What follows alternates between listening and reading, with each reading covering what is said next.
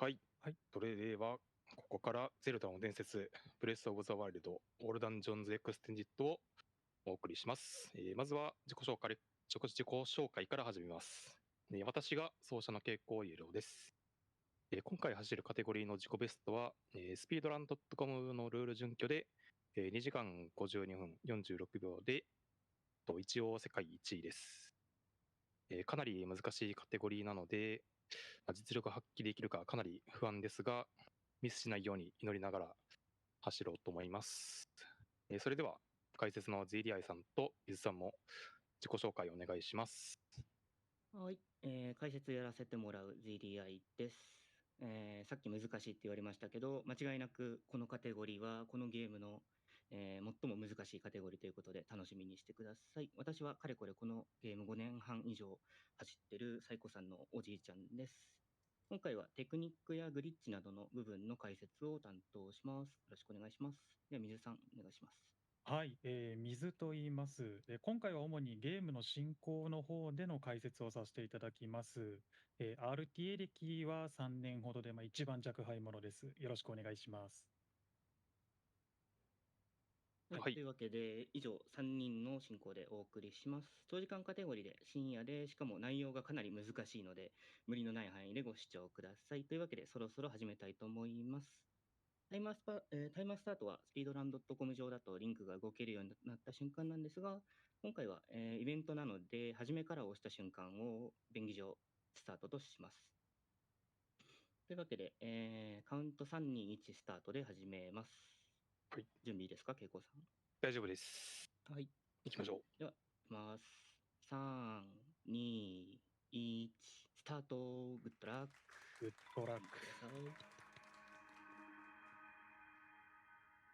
はい。では、まず私からカテゴリーの説明をいたします。で、今回のカテゴリー、オールダンジョンズエクステンディットは、メインストーリーに関わる4真珠と呼ばれる、ダンジョンのクリアと、ガノンの討伐、そして DLC であるエキスパンションパス2、英傑たちのバラットをクリアするルールです。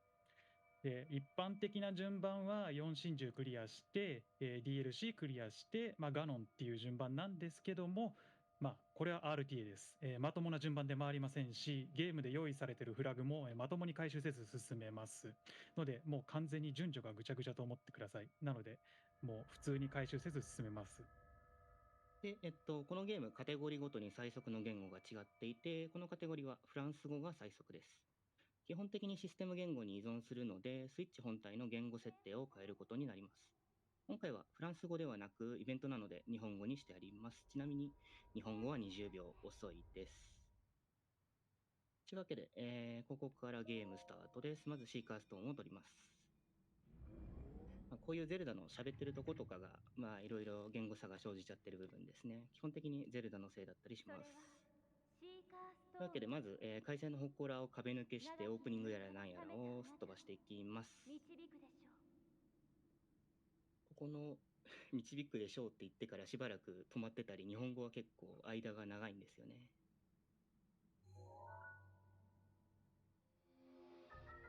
というわけで、まずは望遠を1回使って初回ムービーを出した後に、右奥の方の壁に登って、柱と壁の隙間に向かって歩きます。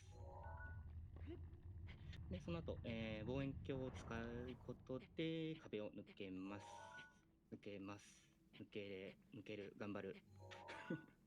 頑張れ。抜けました。ああ、いけたいけた。というわけで、スコープクリップという技で、壁の隙間の押し出しと望遠でリンクが一瞬で回転するのを利用して抜けています。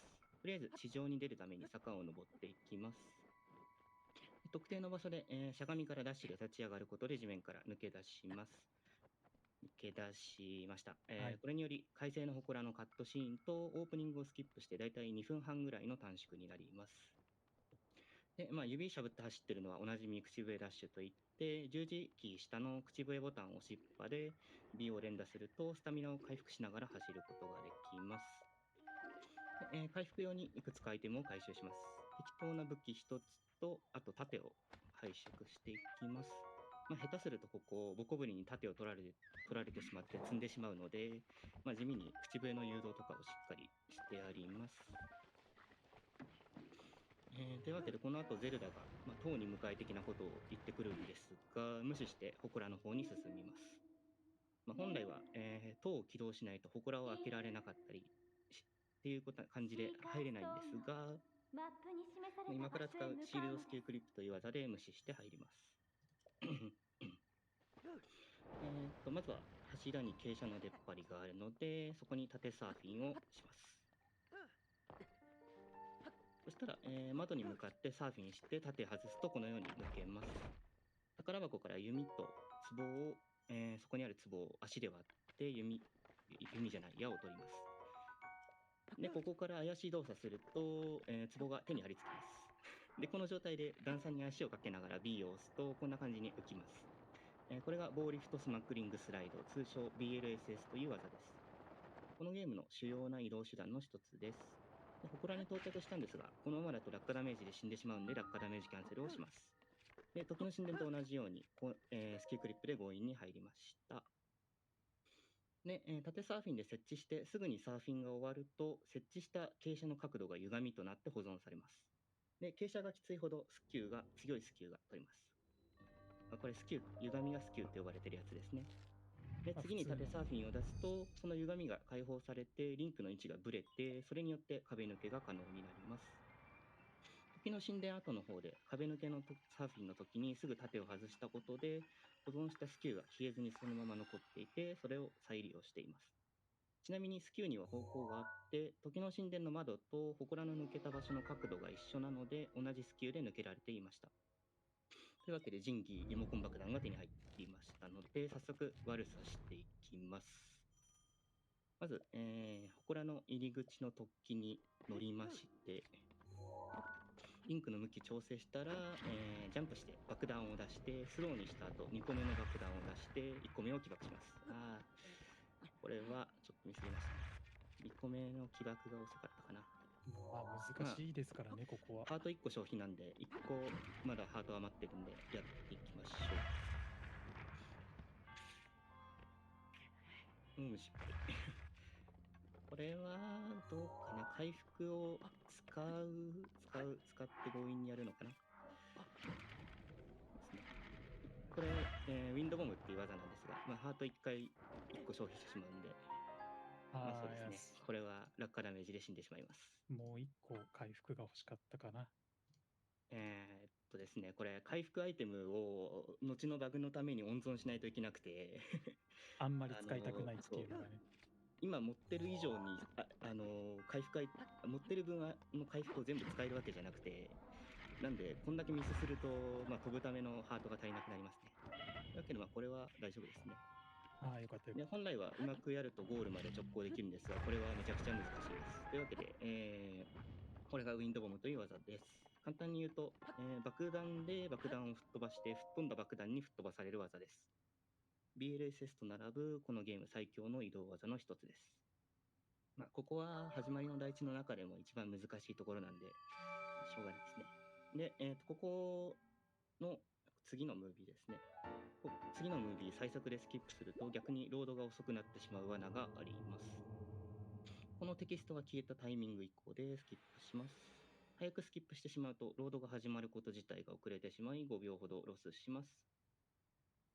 解説の遅延の話あるんですが、オフラインで見ている都合上、どうしても遅延が出てしまうらしいです。申し訳ありません。というわけで、何の面識もないおじさんが飛んできます。オープニング飛ばしたり、始まりの塔を飛ばしている関係で、ここが、初対面になります。始まりの台地を抜けるには、あと3つの祠をクリアして、このおじさんからパラセールをもらう必要があります。パラセールを持っていないと、どうあがいても落下判定を食らって戻されてしまうので、台地の攻略は必須になります。というわけで、次は始まりの塔に向かいます。まず、高さが欲しいので、塀に登ってから BLSS します。BLSS は物を手に貼り付ける必要があるんですが、リモコン爆弾で都合よく用意できます。進行方向に背を向けてリンクを振ると、このようにその方向に向かって加速できます。DLSS の継続には B ボタンを押しっぱなしにすることと、スティックをニュートラルにしないことが必要で、一瞬でも B ボタンを離したり、スティックをニュートラルにすると解除されてしまいます。他にもポーズ画面やクイックメニューなどの操作が挟まっても解除されてしまうので、誤操作が非常に怖いです。スティックを左右に振っているときに力加減をミスって一瞬ニュートラルになってしまう事故なんかはよくありますね。自分から BLSS を解除したいときは R ボタンなどで武器を取り出したり、ジャンプしてパラセールを開いて爆弾を手放して解除したりします。というわけで、最初にゼルダに向かえと言われていた祠を起動しました。祠じゃないですね、塔ですね。これで、祠を起動できるようになるんで、壁抜けして祠に入る必要がなくなります。ちなみに、ジャバシフの祠を塔より先に攻略したのは、爆弾を入手することで BLSS やウィンドボムができるようになって、最終的に速くなるからです。塔を最後まで起動しないカテゴリーもいくつかあるんですが、今回はワープが重要になってくるのと、起動している祠を悪いことに利用するので、塔の起動が必須となります。ここは本来下に降りて老人と話す流れなんですが、ウィンドボムで強引にスキップします。一応不正防止のために塔の周りには見えない壁があるんですが、ウィンドボムならばそれをギリギリ飛び越えていきます。ただそのままだと、落下ダメージで死んでしまうので、落下ダメージキャンセルをする必要があるんですが、飛びモーション中は落下ダメージキャンセルができないので、強引にリンクを起こします。前やったみたいにガチャガチャやると、ゲームがラグって吹っ飛びモーションが解除されてリンクが起きてくれます。ラグを強引に起こすのは後にもやるので、その時に説明します。All right, ladies and gentlemen, sorry for the brief delay. Looks like there was a little bit of a miscommunication, and I thought this race, aka run, is happening in, a couple hours. I was notified that this is right now, that I was even accepted as a commentator in the first place, but it is what it is. Looks like we're not too late. We're still in the Great Plateaus. We haven't missed too much. So we got Kaiku Yellow, or Kaiku, doing the all dungeons extended run, a speedrun that completes every single dungeon in the game, including the additional final trial from the DLC. This is going to cause the run to go for some really interesting strategies that you may or may not have seen before. Lots of shrine coordinate warps to access DLC shrines early. But just like in every other speedrun, we have to do the Great Plateau first. So all we've missed so far is basically getting the Bomb Rune, getting the tower, and now getting the Magnesis Rune. The tower is needed to be able to teleport around. Without the tower, you can't activate shrines, and you can't, because of that, warp around, which is going to help us to go faster later. And then obviously we need to get all 4 runes in order to actually leave the Great Plateau to get other stuff done. But with that being said, we're going to be finishing up Magnesis here. And then make our way to the other shrines. Just to basically recap what you've missed, obviously you've probably already seen the wind bomb strategy that happens in the bomb shrine, and that runners can do in other shrines, and obviously outside of shrines later. One of the most broken tech that this game has to offer. We're going to be using it a ton of times in this run, and it's going to make other skips possible in the first place.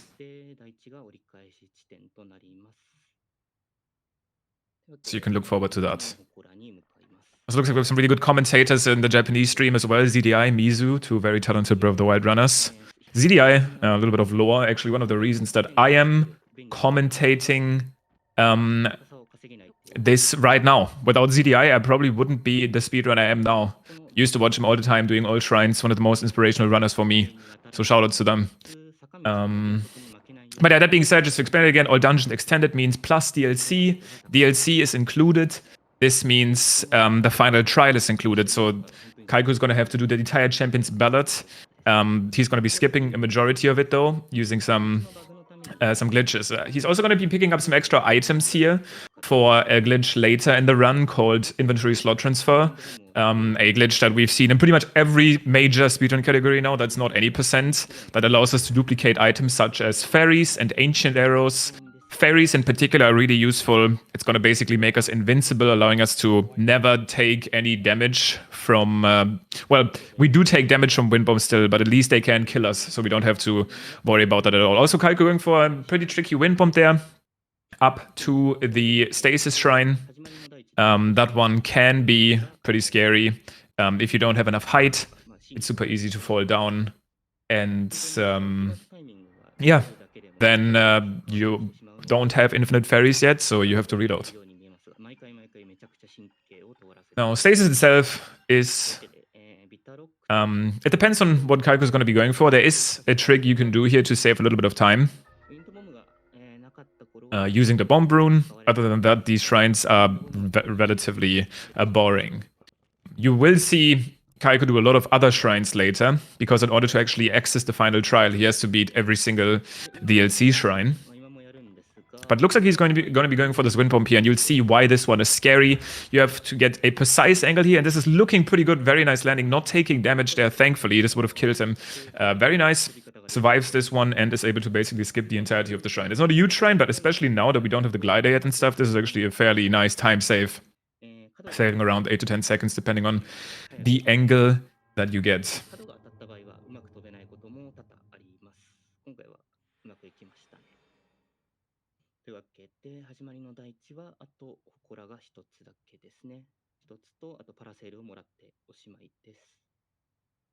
Next up's going to be Cryonis, another rune that we need to collect. We will actually go back to the Great Plateau later, which is going to be much more interesting, because at that point we will have the paraglider, and we are going to have to do the Plateau DLC shrines, which are some of the trickiest shrines, but they will be completed in a completely different way than you might know.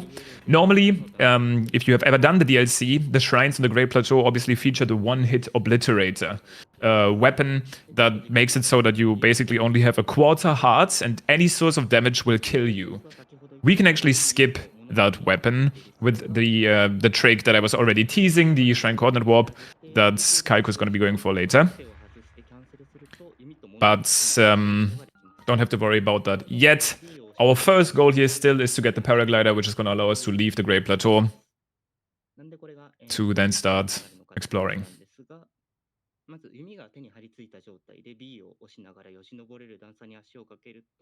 Obviously, other than DLC, we also need to do the actual main dungeons, the 4 Divine Beasts. Vah Medoh, Ruta, Naboris, and Redania. So this run is a long one. This can actually... well, Kaiko's current best time is just under 3 hours, which is extremely impressive, considering the fact that back in the day, the run, the records were just under 4 hours.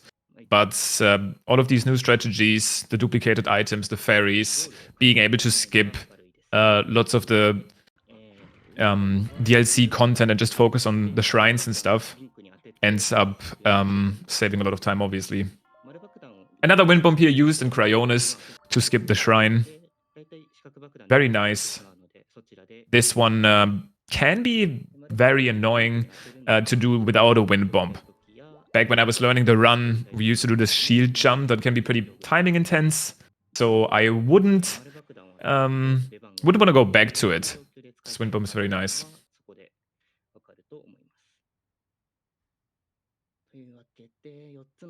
I can explain the BLSS, the trick that we've already seen a bunch of times and will see a lot more, which BLSS stands for Bow Lift Smuggle Slide, trick discovered in 2021 by Legend of Link. Essentially, it uses a state where you smuggle your bow, where your bow is locked in your hand, and then you pick up a bomb, and by stepping up a ledge, you get into this floating state, where if you then start wiggling Link around, you'll see it here. Kaiko's going to step up the ledge, she's going to start floating, and then by wiggling the stick from left to right, you can build up speed, and you can keep flying, as long as you keep moving the stick and you don't pause the game. And then since we don't have glider yet, from this point we need to do a fall damage canceller where we throw a weapon, unequip a different item, which resets our starting position where we started to fall from, so the game thinks we started falling from wherever Kaiko performed the trick, making it so that he doesn't take any damage. And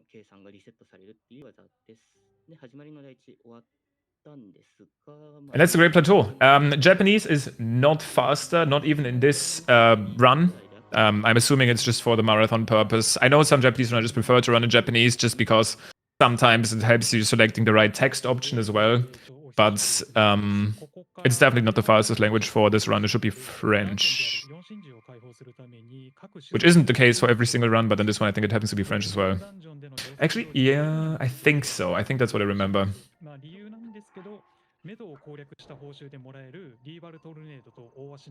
But it's definitely not Japanese. Japanese tends to lose time basically everywhere. But here we get another BLSS. You can also see Kaiko pointing his camera up into the sky, which is gonna reduce the lag that he's experiencing and the overworld loads. At least that's believed to be the case. I have never really seen a true comparison. Oh, that's actually really unfortunate. Yeah, he's gonna have to reload here. So this is what I was pointing out earlier. If you at any point let go of, or your stick unintentionally touches the neutral zone, or you let go of B, you will fall down. And having to back up your movement all the way back to the castle from there would have not been worth it, because this is where Kaiko is going to be going to get some early powerful items that he's also going to be duplicating. So reload here is definitely the better idea.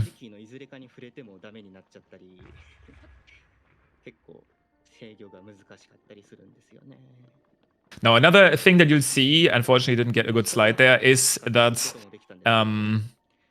he didn't use the square bomb there when the round bomb was rolling away. And this is because the round bomb accelerates much, much better than the square bomb.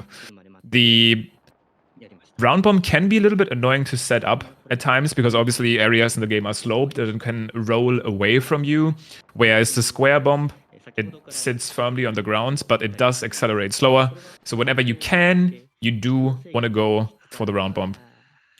Looks like Kaiko's having some issues with the BLSS there. Obviously, nerfs always play a role in bigger marathons as well. But I'm sure he's going to get there soon. Any reason why Circle is faster? Circle, well, the thing is basically, it depends on the object that you're holding and how it interacts with Link's hitbox. So different objects give you different results. You can technically perform the BLSS with things like rocks, barrels, almost any item that you can pick up. And depending on said item and how it interacts with Link hitbox, you're gonna get pushed differently, in a different way.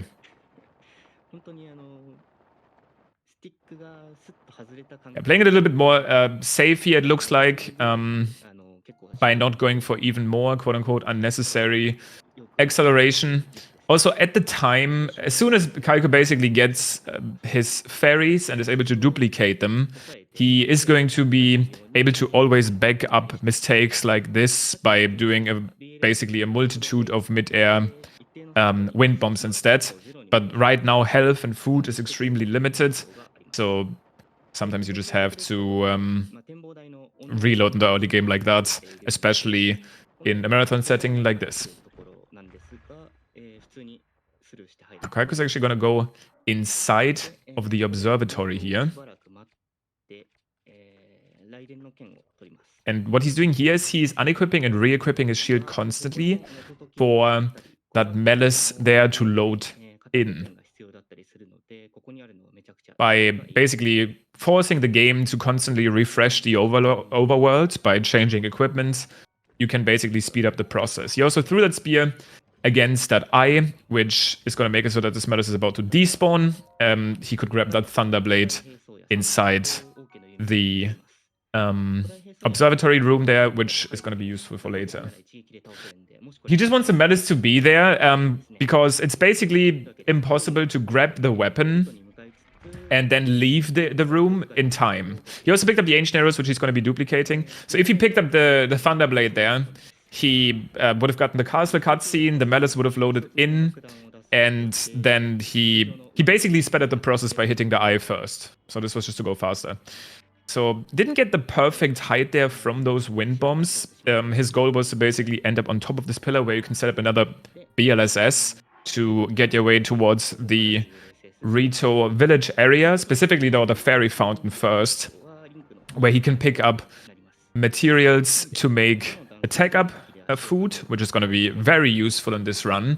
Even though we will have a bunch of ancient arrows, attack up food is still going to be necessary, because not only is Kaiko going to be fighting the main bosses and also the monk and Ganon, but he's also going to be fighting the Blights a second time in the refights that are exclusive to the DLC of the game. If you've ever played the DLC in the Champion's Ballad, once you completed all of the shrines of a specific region, the Divine Beast gets to be challenged again, but this time when you challenge the Divine Beast, you are not able to use your own equipment. Instead, you get like themed or thematic equipment from the game, but that also means that you can't use your attack armor. So the only thing that you can basically use to make yourself stronger in these fights is to eat an attack buffing food first and then start the fight.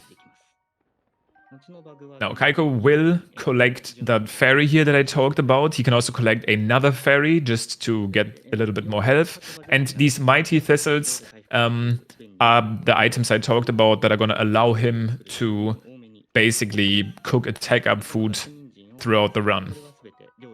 He's also picking up some other items. Some of them are needed. Some of them are not necessarily needed, like the Silent Princess. These will just help him to set up that item duplication glitch in Rito Village. The Endura carrots itself, though, will be useful. It's actually very useful in this run to have a bunch of stamina food, because there's going to be lots of wind bombing specifically for one, if not the biggest trick in the run later. Now, looking back there to the tower is basically what allowed... Kaiko tried to make the game lag intentionally there, which he did manage to do, to then do something called a super launch. If you pull your paraglider during a wind bomb like this, on a laggy frame, like there you could see it, your launch actually gets sped up by 1.5 times. So you can launch even further. That would have allowed him to reach Rito Village right away. And I also agree, the Water Blight fight is probably the worst refight, and without attack up food is going to be very annoying even in this run. Any small mistake can make you lose a bunch of time, and obviously, if you are in master mode, it's even less forgiving.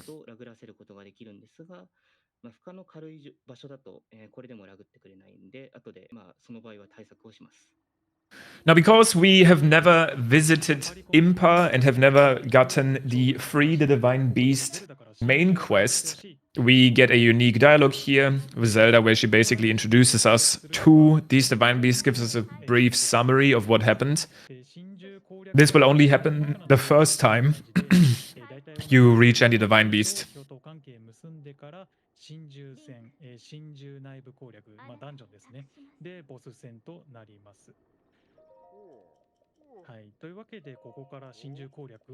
Now, this is the Rito Village Chief.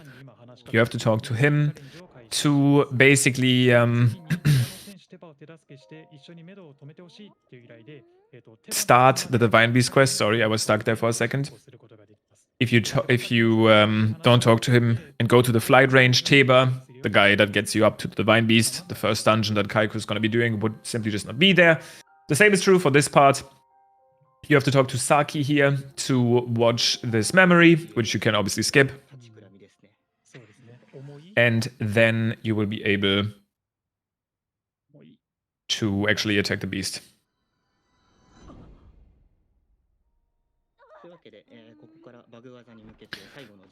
This is not master mode. Master mode would lose time. Now you see Kaiko is cooking up that attack up food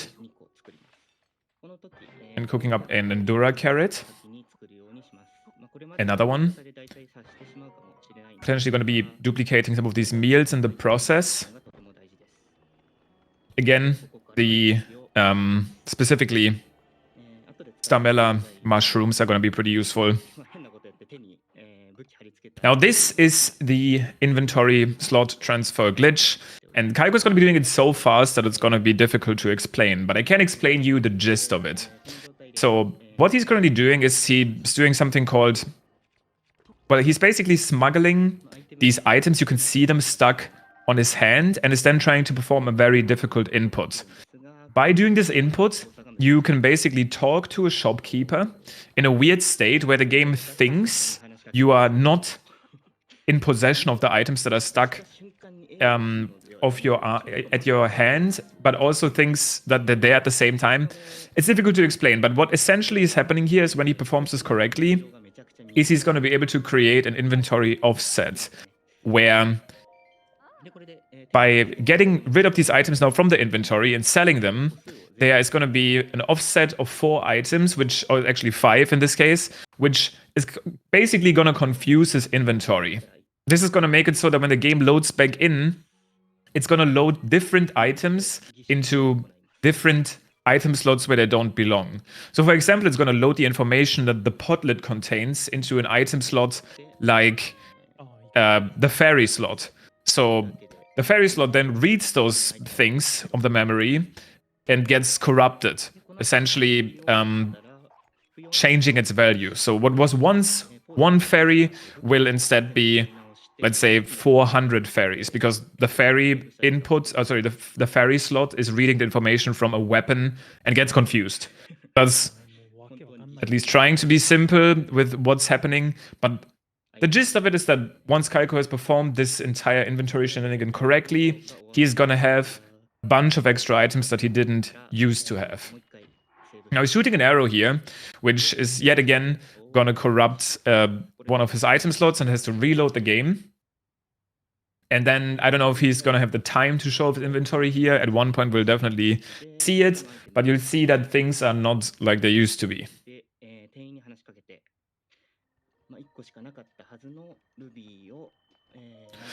You don't see that in normal old dungeons, the meal making? Yeah, so the meal making is going to be important. So you see 999 fairies here. Also 9 rupees. He corrupted them at the same time. This is going to allow him to basically skip having to seek out rupees from different sources. And now he can do as many wind bombs as he wants. He doesn't need cold protection, because even if cold damage would kill him, the fairy would just heal him. So this is essentially an invincibility glitch. It's extremely useful. Back in the day, when I was asked what glitch I would want from Breath of the Wild, I always said invincibility. This is basically the closest we'll ever get.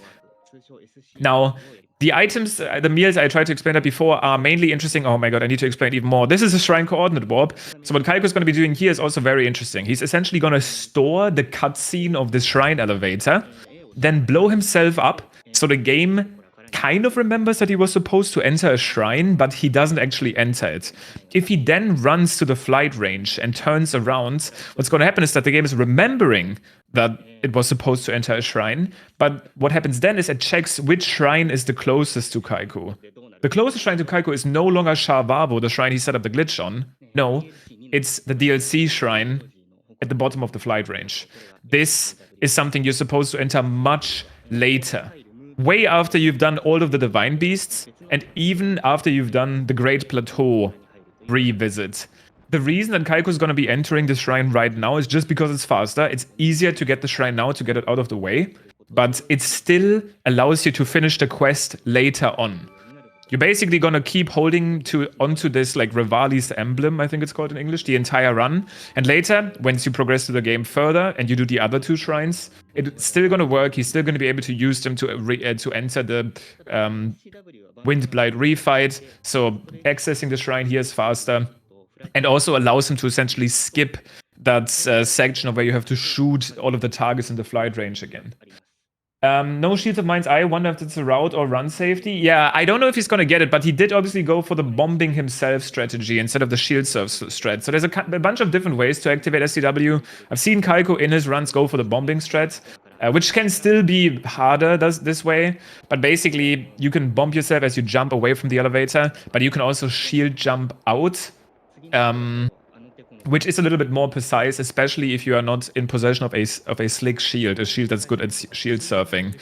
But yeah, just because we finally got there, the reasons the meals were cooked is because they're going to be useful for Divine Beast refights, which are not a thing in normal old dungeons. And the stamina food is going to be really crucial for something called the final dungeon skip at the very end of the run, which are both things that normal old dungeons wouldn't do. Now, the attack up meals again are just extra. They're just nice to have for those refights. He basically duplicated them during the IST setup, so he has 4, which should be enough for the 4 refights. But when he's fighting normal bosses, he's gonna have access of his hugely stacked Ancient Arrow inventory. We haven't seen this yet, but in the same process, Kaiko has also duplicated his Ancient Arrows. he's gonna have around. He's gonna have like thousands of ancient arrows, essentially, from this corruption glitch. So he can use ancient arrows every single time he needs to deal any sort of DPS. But this is just a normal procedure here for the Divine Beast fight. You have to do the flight range challenge, and then Teba takes you up to the Divine Beast, which you have to attack.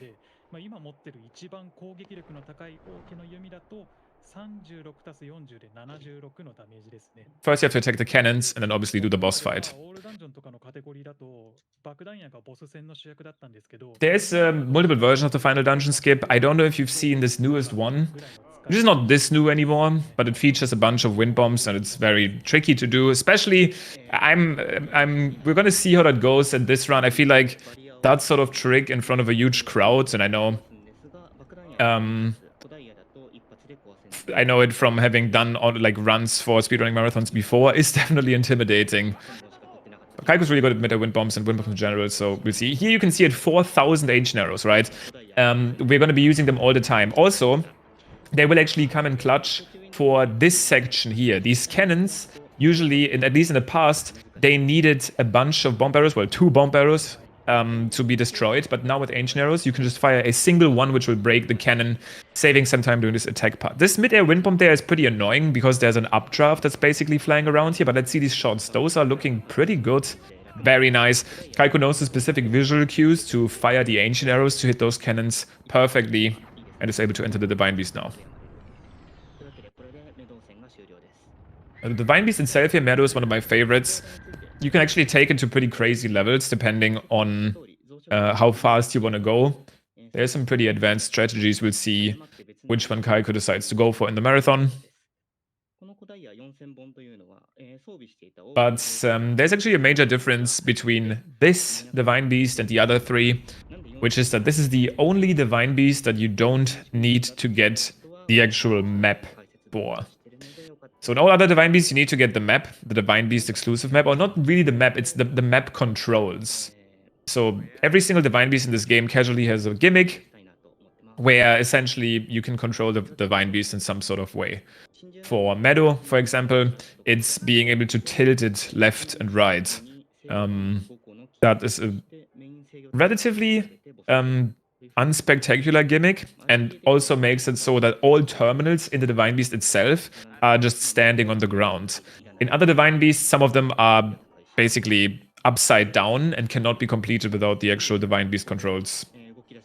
So here, Kaiku's going to start by doing another small BLSS to save some time. Then he's jumping inside of the malice here, being able to instantly activate this terminal. Now there's a shield clip you can do afterwards here. Looks like Kaiku is going to be going for it.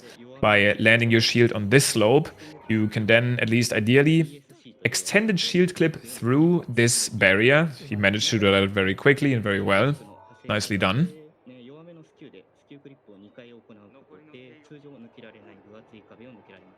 It's going to be shield surfing on the ground here to get rid of that skew.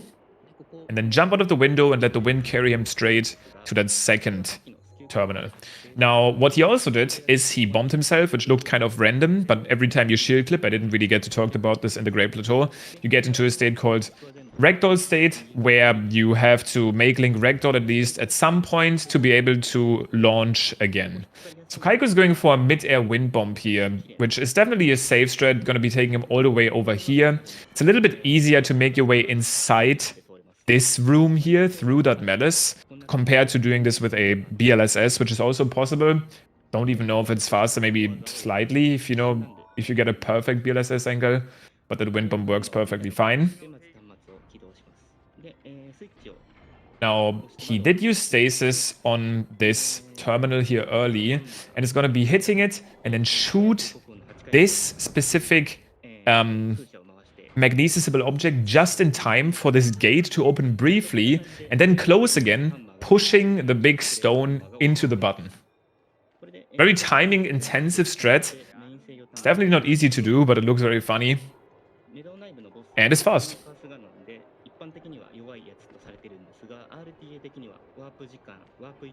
Now that's it. That's literally the Divine Beast Vah Medoh in terms of the terminals. Obviously, there is still a boss to beat, namely Windblight Ganon. However, Windblade Ganon has 800 HP, and Kaiku has a royal bow and infinite ancient arrows. So he's going to be jumping forward twice here to get in a good position to... Well, actually, I think he was just messing around. All I was saying is he needs to jump on this terminal there in order to get bullet time, which is going to allow him to deal just enough damage to not only push him into the second phase, but also get him in range to kill him really quickly here in the second phase. The second phase is the harder part, because you want to jump back onto this terminal in time to be able to get into bullet time again. Never mind, he goes for this strat instead. That's safer, probably slightly slower.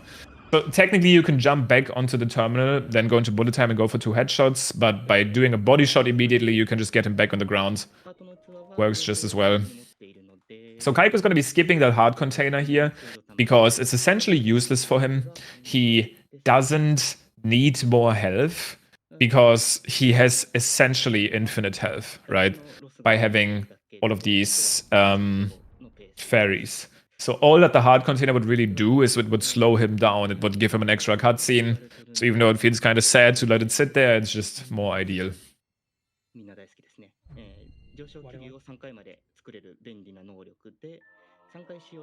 Now he returns to Rito Village, obtaining Revali's Gale. And is then going to make his way to the Rito Chief again. Now, this time, he's going to be getting a reward. The reward is the Great Eagle Bow. And the Great Eagle Bow is extremely powerful. It has pretty good durability. It shoots 3 arrows at once, all dealing 28 damage. On top, he has basically infinite ancient arrows, so he's going to be shooting 3 ancient arrows every time, which each give a base damage, which each add some extra base damage to each of the arrows. It's basically all he needs to be able to beat the entire game. I'm pretty sure, at least in the past, this run didn't even duplicate this bow. This bow alone is enough to beat every boss remaining. Obviously, he won't be able to use them in the refights. Now, we are going to be going to Gerudo next. Gerudo Town. So another BLSS is going to help us to reach that very quickly. Another one of those slides.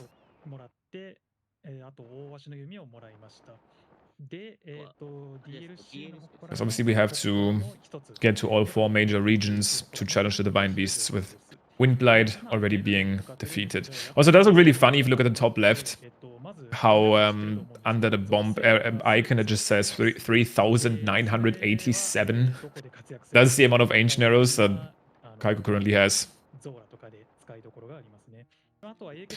Now, you would think that from, you know, going to Gerudo Town from this far away, you might be able to enter the town and skip having to purchase the Gerudo clothing. You cannot. Unfortunately, you still have to get that clothing for 2 reasons. Because you actually need to enter Gerudo Town 3 times in this run. Not only do you need to enter it at first to start the quest, you need to enter it again to attack the Divine Beast, and then a 3rd time to finish the quest. Because if you don't finish the actual quests, if you don't finish the Divine Beast quest itself, it won't actually progress to the state that you need to be in to enter the final trial.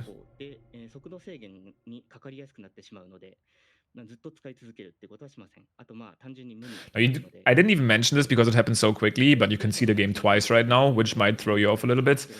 This is a trick that's it's been around for some time. I talked about those super launches earlier that essentially allow you to increase your launch's speed by making the game lag.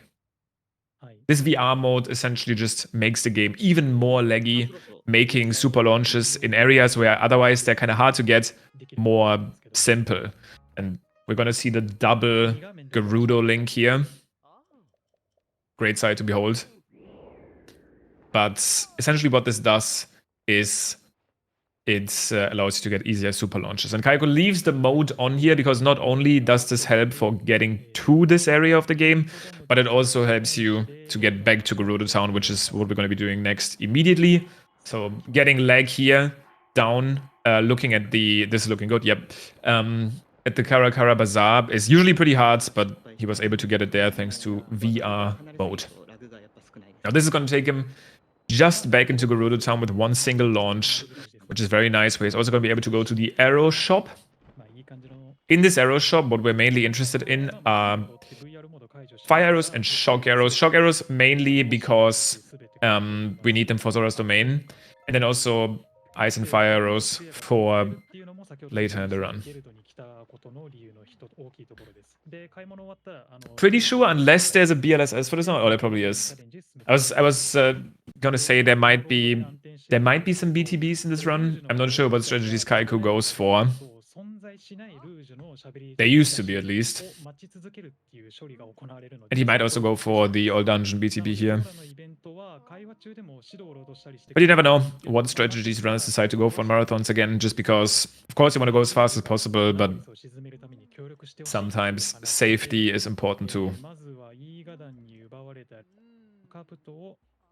But with never having activated Tenakosa, I can almost say for sure that he's probably going for this next BTB. Bullet time bounce, which is a trick I haven't gotten to talk about yet because it hasn't happened yet. But we'll see it after this conversation with Regis. So the outline for these Divine Beasts is always the same, right? You enter a new area, right? You talk to the leader of the town to get the quest. Then you have to do something for them to prove your worth. That you're worth to attack the beast and then attack the beast. That's basically always like the main gist of it. So this wind bomb is a bit annoying. You can get a turn wind bomb here, and this looks like the BTB, the bullet time bounce. This wind bomb takes you all the way to this enemy camp with 2 Bokoblins and a Lizalfos. Now, this is the bullet time bounce. Kaiku's gonna shoot a specific point on the ground, which is gonna cause this Bokoblin to investigate the spot. When he turns around, he's gonna be freezing him and then looking at his foot. This sets Kaiko up perfectly to jump on top of the Bokoblin, and this looks like a little bit of an early bullet time, but never mind, it's not. I guess you want to go to bullet time earlier than I thought. This is actually a pretty nice angle, which maybe a little bit right, too much right, a little bit more right than you want to be, but I wouldn't complain about this. He basically just wants to go to this Moblin down here. I mean, this is almost as perfect as it gets. You want to get to this Moblin here and perform another BTB, another bullet time bounce. The way this works, by the way, is by colliding with a frozen enemy or an enemy that can ragdoll, like from a shield hit, like a red Bokoblin. In bullet time, which will then basically shoot you through the sky. Here the Moblin, this BTB, oh, I was going to say, Moblin BTBs tend to be a little bit easier. Interesting. Going for the Rivali's Gale backup. I don't know if that's going to work. That's a really cool backup if it does work out. I'm just afraid the Moblin might not be frozen anymore in time. Oh, wow.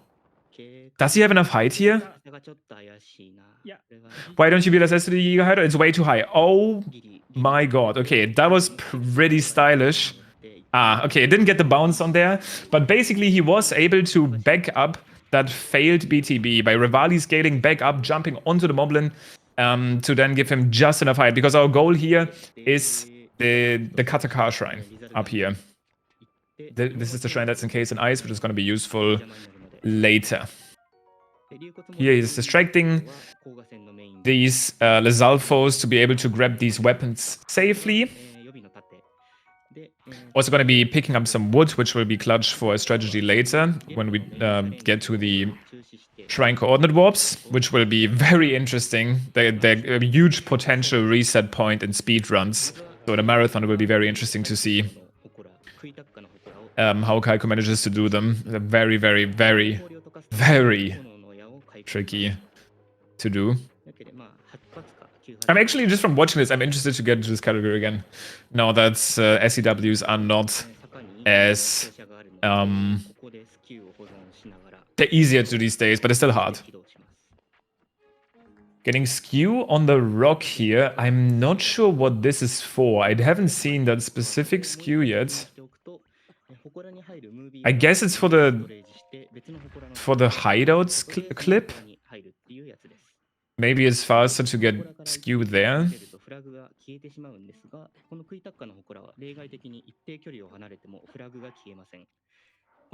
Unless he is doing the plateau SCW now.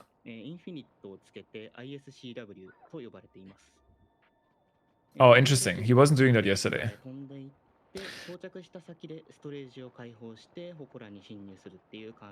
Why don't use Great Eagle Bow with multiple fire arrows to melt ice? Because durability is too valuable, essentially. So yeah, it looks like this is the Infinity SEW route. Interesting to see why he didn't do that yesterday. But basically, the shrine coordinate we just talked about is usually restricted by the fact that when you perform the trick on a shrine, you save the animation of an elevator on a specific shrine. You are usually restricted that you can only enter shrines that are nearby, right? Because at some point, usually the elevator you perform the trick on unloads. The game forgets about it. But Kataka and a couple other shrines have this unique, basically this unique quirk that the elevator for them specifically doesn't unload. And what this allows you to do is essentially... Okay, I was actually waiting for these choo-choos to spawn here. Very interesting.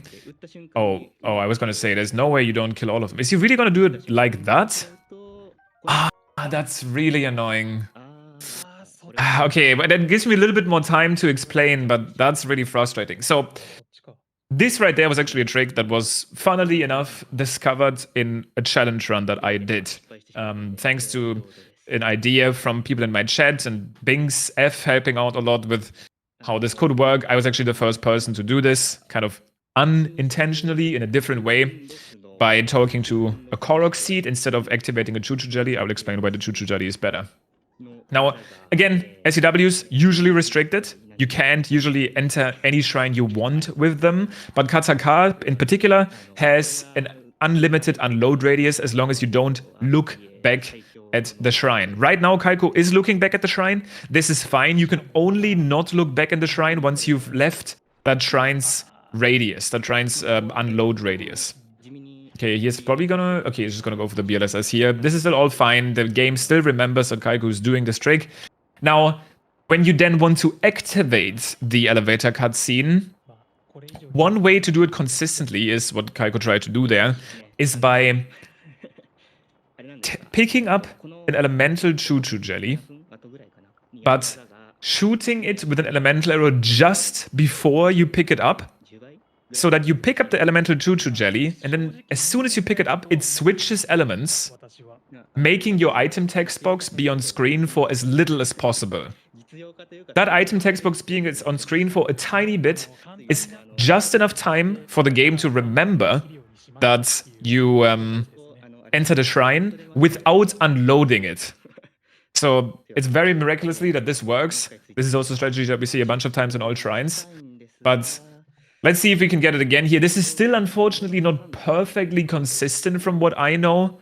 I have never been able to get a 100% consistency rate with this. Just because you can get unlucky and have your shrine elevator unload exactly when you do this.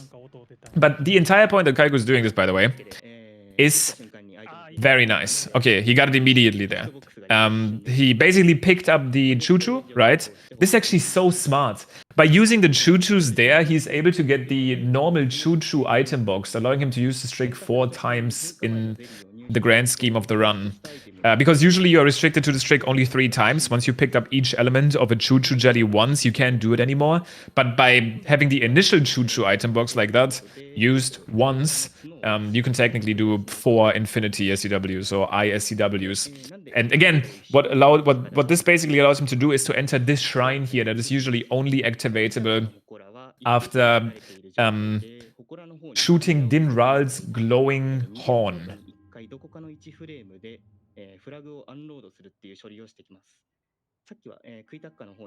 Now, Dinral's horn usually only glows after you have accessed the Rito Village DLC monument.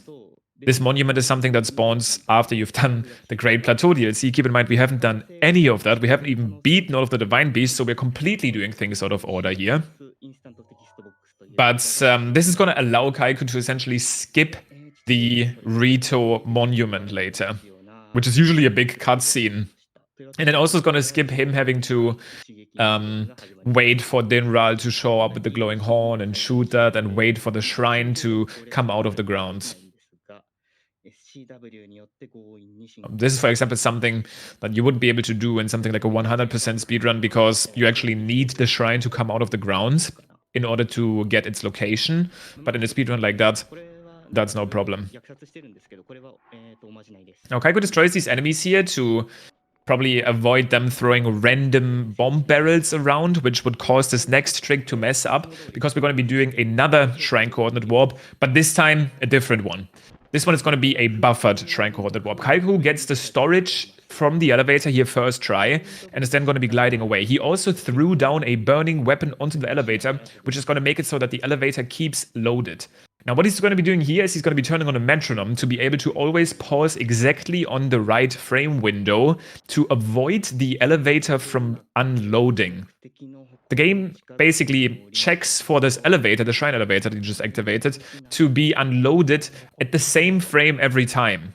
So if you pause the game every time that frame happens, you basically keep the shrine elevator loaded, even though you would usually it would usually unload. And what this allows him to do is to travel just far enough to get an infinite loading screen. Okay, never mind. It was just stuck for me on the screen. To enter Etsukorima, which is a Plateau DLC shrine. So this shrine is usually only available after you clear out a camp with the One-Hit Obliterator. And the cool thing about this is that Kaiko now is inside a DLC shrine, where usually you are limited to having 1 health, right? Now I also understand what the skew was for, that he actually set up all the way back at the Icy Shrine. It was to clip into this wall. So he clipped outside of the Dark Shrine here, is then going to wind bomb up all the way here to skip that entire Dark Shrine. And again, the cool part about this is obviously that he's able to do the shrine without the One-Hit Obliterator, which allows him to do wind bombs and allows him to take damage, makes it a little bit less intense. It's obviously just as intense because he has to perform these tricky shrine coordinate warps, but it's probably a little bit less intense. Well, actually, hard to say. It could also be more intense. Now you see again, he's basically leaving the shrine here without it ever skipping from underground. And this is the big thing. So not only can he do these shrines without the One-Hit Obliterator, this skips the entire One-Hit Obliterator part entirely. Right? So he never has to return back to the Shrine of Resurrection. He never has to pick up the One-Hit Obliterator, go through these cutscenes. He never has to clear out all of these camps. And he can just do these shrines this way, which saves a bunch of time. Now, there's going to be another.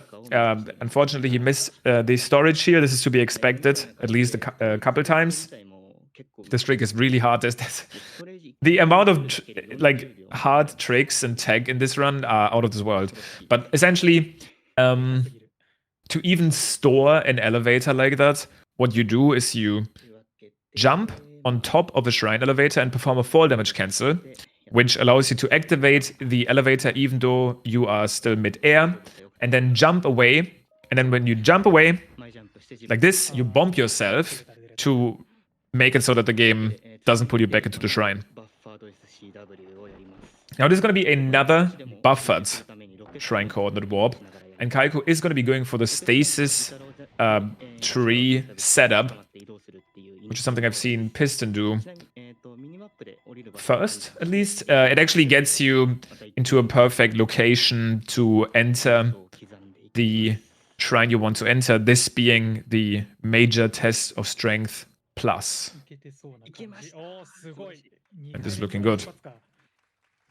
So again, avoiding basically making so that the elevator doesn't unload by frame perfectly buffering and then landing in the radius of the DLC shrine.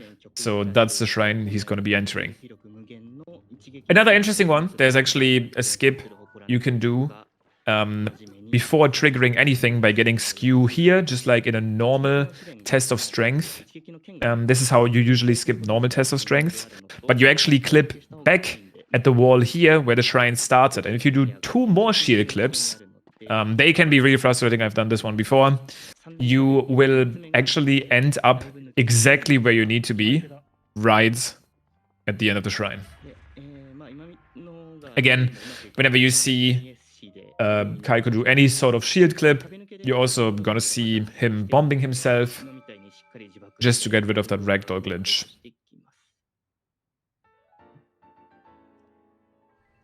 Very nice skip. Skipping not only the first fight, but also all of the other guardians that you have to usually kill. Now this is DLC shrine number 2 on the Great Plateau. He's gonna be doing all of them right now. All of the DLC shrines on the plateau, which is going to result in a very funny cutscene. You can also see Cass here already. So, from as far as the game is concerned, because we are collecting these shrines, the DLC has started, even though we haven't even done any of the Divine Beasts. It's funny how this just perfectly works enough for the game to not freak out. It still barely just allows us to keep playing, no crashes. Now, also shooting the Guardian here to get it out of the way, to not get any unintentional lag, stuff like that can mess up your shrine coordinate warps, because the idea here is going to be exactly the same. Kaiko's going to walk up here, perform a wind bomb, turn around mid-wind bomb, at least, well, he didn't turn around, turns the camera around mid-wind bomb, because I didn't even mention this. In order to actually enter the DLC shrine, you need to look back at the shrine you started the trick from. So he turned his camera early, very smart. It's going to be buffering here in accordance to his metronome. Let's see how this goes. As soon as he's landing, he will look back at the shrine while still continuing to buffer. And that looks pretty good, assuming he landed in the right spot. But yeah, if you get a loading screen here, this is basically already confirmed to have worked. Now, this is the worst shrine. Normally, if you have the one obliterator, Kaiko doesn't. So he's going to be able to do a pretty cool wind bomb here. I've seen him do this yesterday on stream. Basically goes here, does a quick wind bomb, square first, barely makes it over these like spiny wheels. The stasis is this first mace, I guess, metal spiky boulder, and is already through the hardest part of the shrine. The good thing is, even if he did mess up, he wouldn't die, because he has fairies that the game doesn't take away because he doesn't have the one-hit obliterator.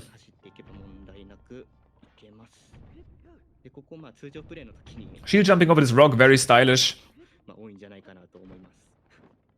These spikes are not as scary if you don't immediately die to them, like when you have the one-hit obliterator. And it's going to be doing DLC Plateau Shrine 3 out of 4. Very nice. Now, one is left, and it's the one in the forest, which Kaiko is going to be getting next. Actually, setting his switch, and I've seen him do this yesterday, so he is setting up the zoom mode in his switch. I'm wondering why. I watched the stream literally yesterday, and he had that active. Not sure if that's for any particular reason. And it looks like he might actually use... Is he gonna use Kataka for this? Okay, I see. I actually like that a lot. So this last SCW is actually pretty annoying to do, because you usually have to do it from Magnesis, and it's quite a long flying time, a lot of buffering, a lot of pausing, and it's definitely not easy to do. So he might instead go from over here and perform the Infinity SCW again, the one I talked about earlier. Initially, that might seem a little bit slow because the shrine is presumably far away, but it really isn't.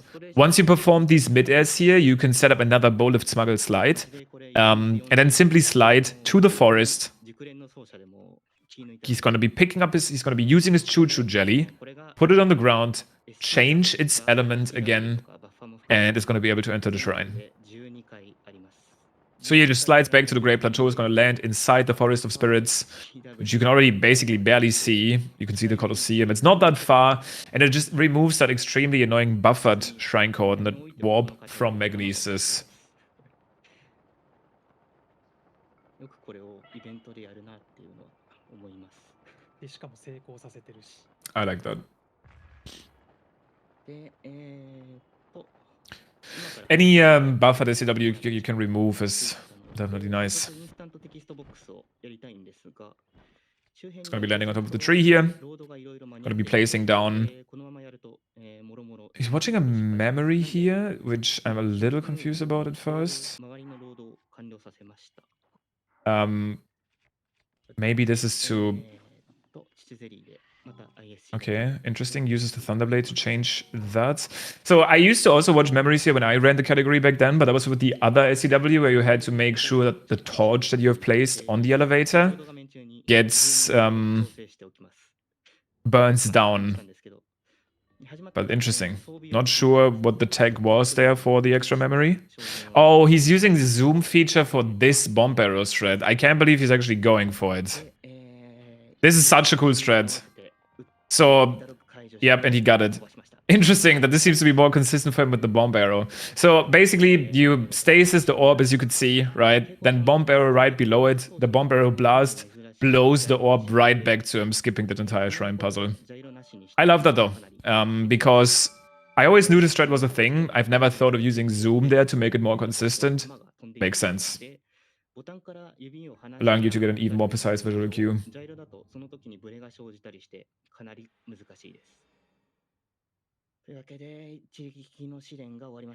That's done.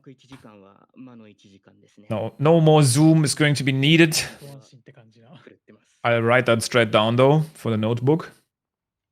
And this is the cutscene I was talking about. So we randomly have the one-hit obliterator, even though we never picked it up. The game just assumes that we must have it, at least for the cutscene. The camera also kind of clips underground because it's supposed to show the shrine, but the shrine isn't there. But the only check here in the game is basically to see if we have obtained all extra spirit orbs from the Great Plateau shrines. If we've actually completed them, which we have. So there goes the one-hit obliterator again. I guess we never used it. But this is gonna progress our DLC quest a little bit further, which is what we are gonna need to actually eventually enter the final dungeon. Obviously, all of this is done to eventually enter the final dungeon. The final trial that you can only access at the end of the quest line.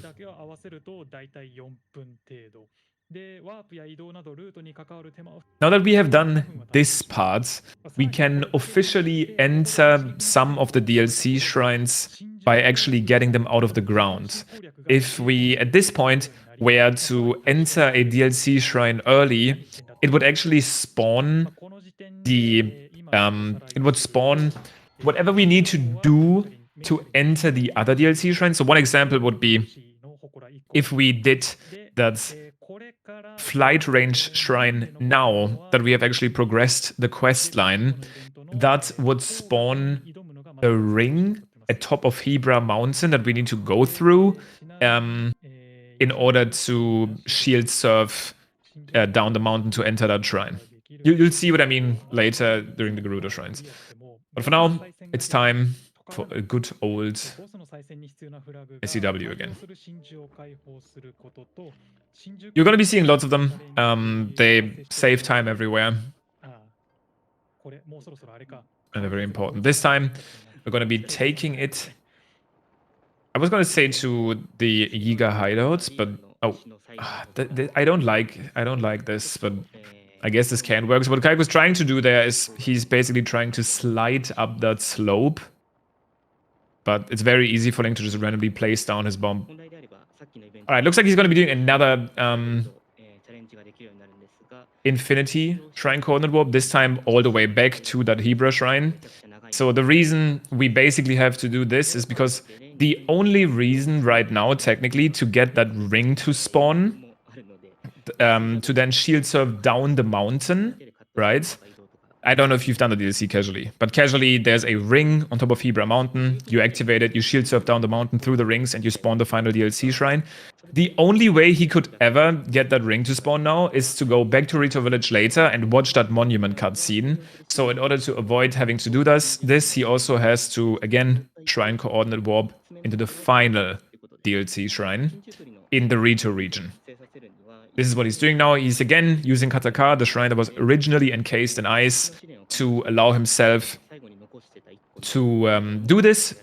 Normally this wouldn't have been possible. The Infinity SCW makes this possible. And the trick is going to be the same again. You land down here, you place down your Choo-Choo Jelly. You have to basically keep track which Choo-Choo Jellies you have collected before. So far, Kaiko has collected the... so you see, there's question mark, right? This means he hasn't collected the Ice Choo-Choo Jelly yet. He needs to pick up... Oh, he's going to be going for a Zoom Bomberus right here as well. I'm excited. Basically, you need to pick up a Choo-Choo Jelly that you haven't discovered yet. Otherwise, you don't get an item box. If you don't get an item box, your trick doesn't work. That's it. But there's actually... I always knew there's another Bomberus right here, so he's going to be going for that too. This is another cool one. You have to stasis this orb and then shoot your Bomberus at a particular point. Looks like just on top of this orange line is where he's aiming. And this should make it so that this ball perfectly... surely? Okay.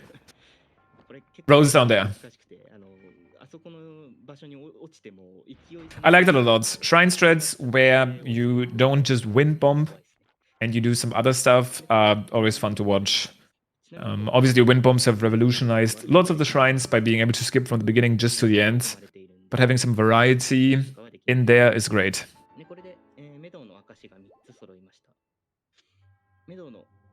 Nicely done.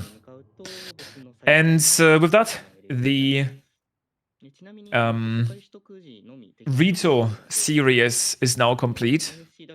Kaiko has completed all 3 Rito shrines and the Divine Beast Vah Medoh in the first place, and can set his eyes on other content. Obviously, the Plateau part is already done as well, but this is actually, okay, now I understand this routing a little bit more. This makes a lot of sense. So what this allows him to do is he can actually upgrade his Revali's Gale right now. If you've used Revali's Gale casually, it's a powerful ability, but Revali's Gale Plus is even better. Obviously decreasing the cooldown tremendously, right? I'm assuming he's going to be doing something similar later for Urbosa's Fury, where he's going to try to do that refight as quickly as possible to upgrade Urbosa's Fury. Urbosa's Fury is another powerful ability in this run. It allows you to kill the Guardians in a shrine later on. It allows you to kill the Moblins around the Unobo quest at Death Mountain. It's very nice to have. So reducing its cooldown, which in case you don't know, after you've defeated the refight in a DLC, you reduce your champion ability's cooldown. So that's nice. With him having 4 speed food, what he's going to do here is he basically just goes back to the Divine Beast and then simply eats his attacker food and fights it. I actually haven't seen him eat it. Hopefully he did. He probably did really fast and I missed it. Because at this point it's too late. You don't take the food back into the refight. Also, maybe he just doesn't eat attack food here. This is a fight where you definitely don't need it as much as Water Blight. This could also be possible. Yeah, okay, so he didn't... Oh no, he did eat it. Never mind. And you see, he has the Falcon Bow here, but he has his normal equipment. I think the game gives him like 100 shots. And you see here, this was 3 shots. That was not a lot of damage. But unfortunately, that's just what you're gonna have to deal with in this fight. You basically just keep headshotting him.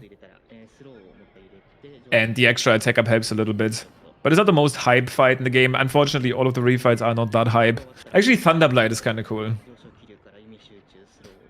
And Fireblight is very easy because they actually give you a good weapon. I wonder why they didn't give you the Great Eagle Bow here. I guess that would have been too easy. So when I was running this category in the past, at this point you did have Urbosa's Fury. Which made this fight a little bit easier because Urbosa's Fury can deal quite a bit of damage here.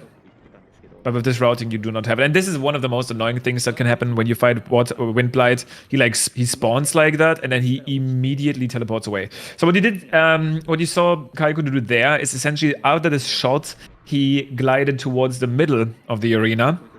This is going to make it so that right when the next phase begins, he can go to bullet time again and get extra shots in. Usually, if you didn't do that, you would have the fight would start with like a teleport away, and you would lose time. So he was able to get quite a bit of damage in. He's probably going to have to wait one more teleport and should be able to finish him off. These bomb barrels will at least make him crashing down, and then from here, headshots with the normal arrows should take him down. Nice. Just in time before Windblade gets up again and teleports away. So that fight is taken care of, and Kaiku's gonna have his Rivali scale upgraded.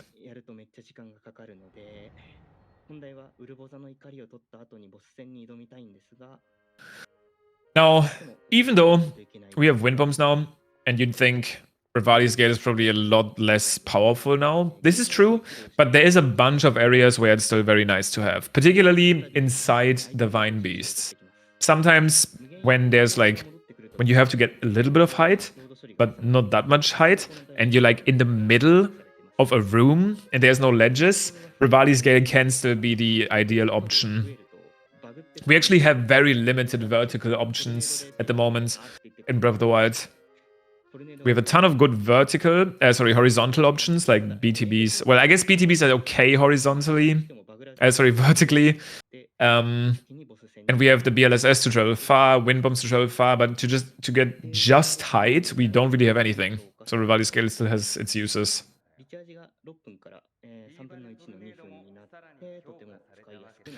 Here we got Rivali's little dialogue about us really having shown our worth.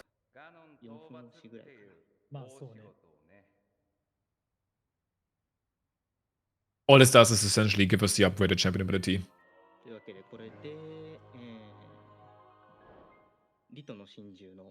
And there's Rivali's Gale Plus, and the end the Rito song quest without even ever having to... I mean, this is so funny. Like, we've beaten one Divine Beast. We have technically already completed the Great Plateau revisit, but only by basically cheesing everything and never picking up the One-Hit Obliterator. We've never listened to the Rito song or anything, but we've already got Rivali's Gale Plus. No, big surprise. What do we got here? Another Shrine Coordinate Warp. I'm assuming this time it's going to be used to actually enter... Let's see though. I was suggesting he's going to use it to actually enter the Yiga Hideout Shrine. There's actually a really cool, funny interaction here that I'm hoping we'll see. That interaction is... okay, it looks like he's not going to do it that way. So one funny thing you can do is you can actually go inside the hideout and start the Master Koga fight. Starting the fight also triggers this teleport into the DLC shrine. I guess it's slightly slower, unfortunately. But it's kind of funny because the Koga fight starts and Link just leaves to go into the shrine. And then Master Koga is still there when you leave. But I guess this allows you to enter the shrine a little bit earlier and to skip some extra movements.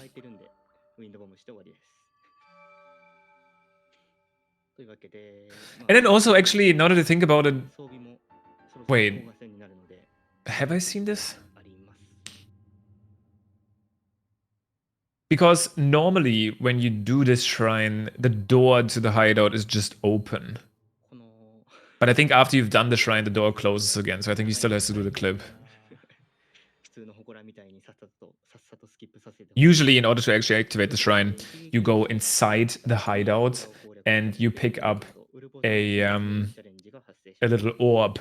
That's where all of the bananas are. And then you throw the orb in the middle. Oh, wait, actually? Oh, never mind. Oh, yeah, okay. Oh, so the trigger is just active like that. Whoa, wait, I didn't know that. Wait, obviously that's faster then. Wait, why have I never done this order? So, because the door at some point was opened, because of the DLC shrine, the trigger for the Master Koga boss fight is simply active now. So that makes a lot of sense why the routing would work out this way.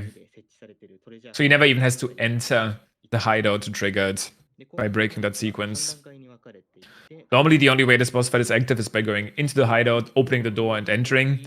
But because the door was opened by, I guess, unnatural forces, the boss fight is just active. That's very nice. 効率よくダメージ与えていけばワンタンキルできるんで頑張っていきましょう。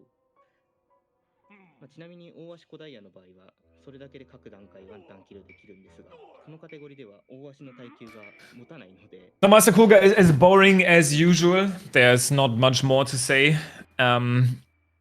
More recently in some speedruns, I guess we have better equipment now. More recently in some speedruns like 100%, we've seen really powerful equipment for this run where you can essentially one-shot him. It's gonna be pretty much the same here.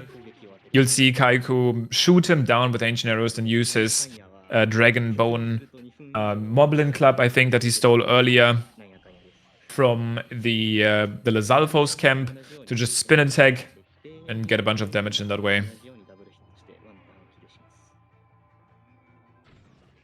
Here you just shoot him when the orb is on top. You can get an extra shot in and more spin to win. And then phase 3, there's actually a little bit of a unique cool trick you can do.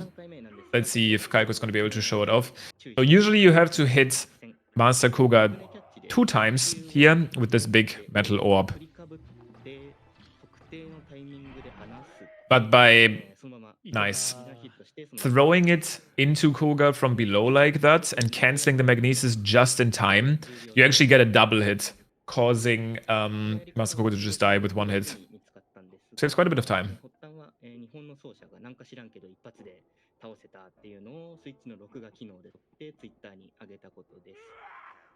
But the problem with Kuga is not only is the fight not super interesting, obviously you have to sit through these cutscenes, which is not great. Not super fun.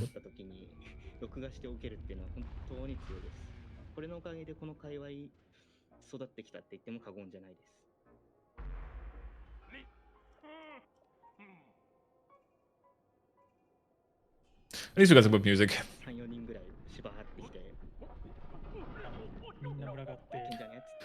But that is Kuga now defeated, 1 Gerudo DLC shrine already completed. And you'll see what having activated this shrine in the Gerudo Desert does to the game now. Because like I said, now that we have actually progressed past the part of the one-hit obliterator at the Great Plateau, entering DLC shrines early has another very useful benefit. One of these benefits might also be a downside. We'll see. It's actually kind of funny because the Moldu King, who is a boss that you have to fight for the DLC later, can actually attack you as you attack Divine Beast Vah Naboris. But with the current strats and stuff like the BLSS, I'm assuming that that's not going to be a big deal.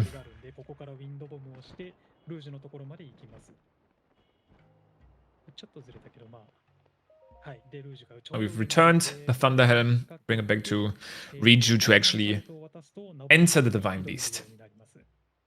で、ウルボザの歌が発生しているので、関連の、ね、NPC は専用のテキストを話すようになってるんですけど、ルージュだけ例外的にこのようにちゃんと真珠のことを話して進行させることができます。ちなみにミファーの歌を先に発生させると、ゾーラの里の玉座の会話でソフトロック。で、ダルケルの I wonder if Kaiko's potentially going to be even fighting Moldu King mid-attack here. I'm assuming maybe later, but we'll see. Yeah, regular old dungeons does not get the tower. The entire route is kind of planned around getting the tower. It's too powerful in this run, though, to skip. Especially because you want to return to the Katakar shrine so many times to do all of the different shrine coordinate warps. That's too important of a little hub. Because otherwise you do get some extra teleport points here from all of the Divine Beasts, but yeah, that shrine in particular is too important. Getting a super launch here again by looking back at Gerudo Town. We've covered those ones before. ちょうど到着ですね。で、ここで。 No, storage does not persist through warps. 爆弾や20本、美味しい。はい、これをもらって、ナボリス戦。 You're talking about elevator storage.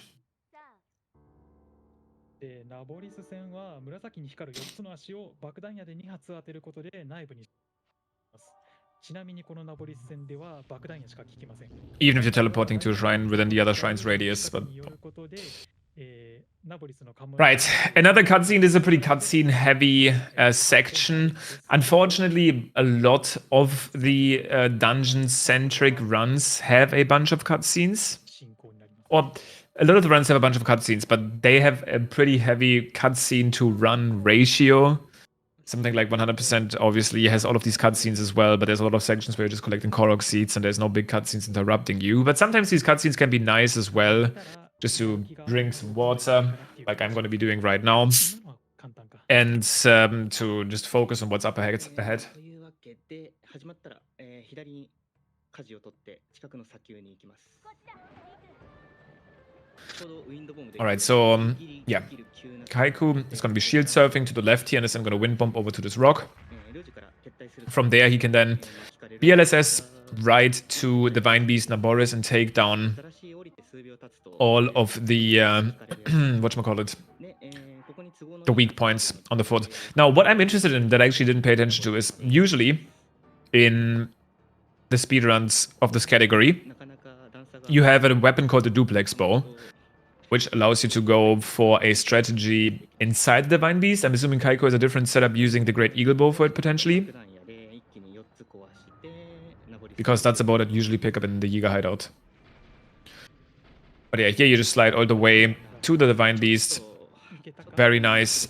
Gets all shots with the Great Eagle Bow. いいですね、お見事。 Because the Great Eagle Bow shoots 3 arrows at once, technically 2 is all you need. You take down these weak points with a single hit. Normally you need 2 bomb arrows per foot, but because you use the multi-shot bow, you just need 1 shot. スタミナがギリギリだったり、風向きによって空中ウィンドボムが安定しなかったり、めちゃくちゃシビアなので、5秒のために失敗するリスクを負うぐらいなら、今みたいに BLSS を使った方が全然いいです。 Right. This is Vah Naboris. Another Divine Beast. The second one we're going to be doing, the second dungeon technically. It's has the one problem that one of the terminals inside this beast is technically at a 90-degree angle. If it wasn't, we would actually also be able to skip getting the Divine Beast controls in this one, but because unfortunately it just happens to be on the side of the wall, we do have to get the map, in particular for that singular terminal. It's a little bit annoying, a little bit frustrating, but it is what it is.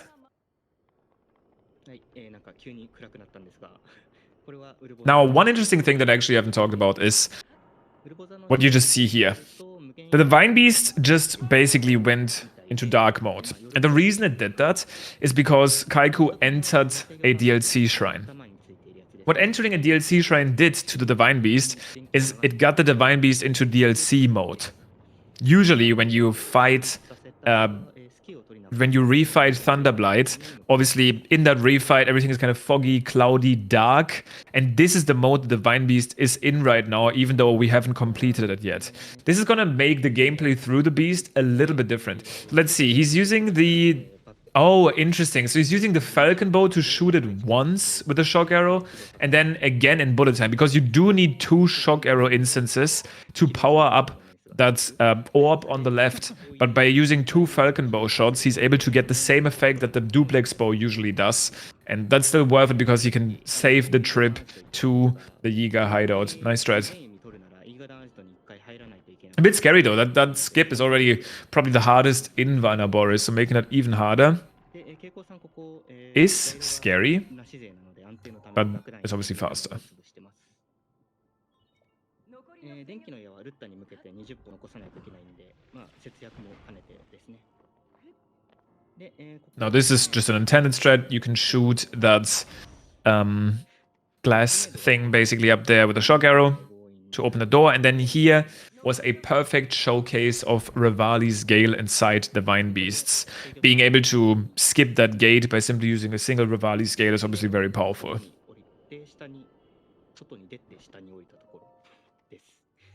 Now here we got terminal number 4 already. Only one terminal left to go, and we will actually see it on our right side here as we fly by. This terminal on the right is currently in a position that even if we could clip inside this cage, we could not activate it. So this terminal is the entire reason for us to press A here on this main control unit, download the Divine Beast controls to then rotate the final terminal around. There's one extra cool strat, however, that you can do after activating the terminal. Let's see if Kaiku is able to get it.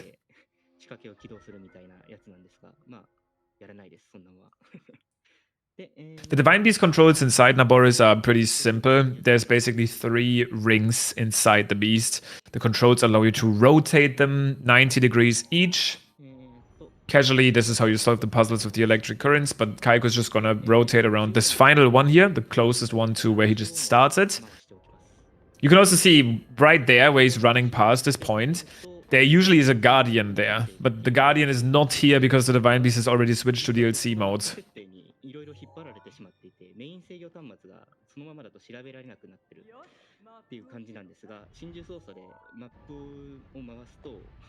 So,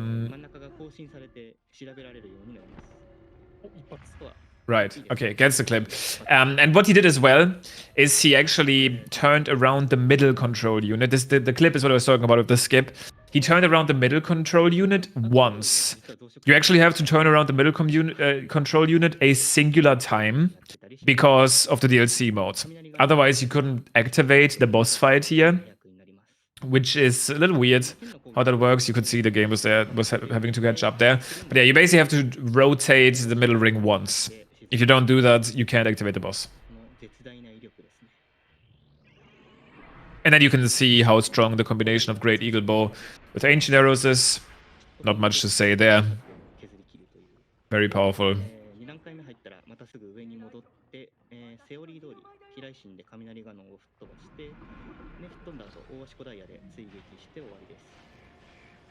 Now here the strategies remain the same.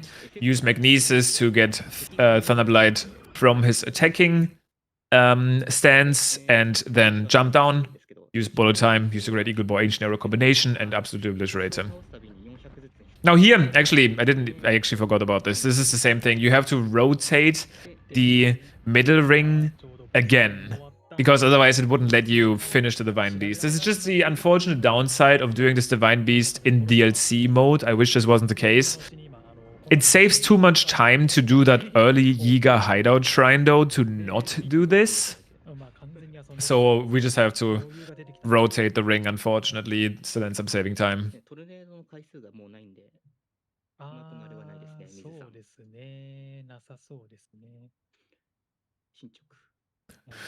But there's Divine Beast number 2, but we still have to do 2 more DLC shrines in this area that are yet to come.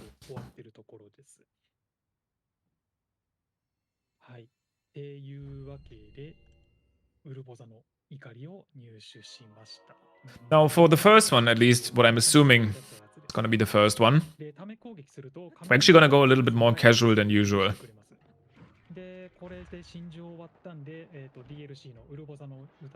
By going down here, you get to rent a sand seal. And this sand seal is a particular kind. This one is a little bit faster than the sand seals around the area.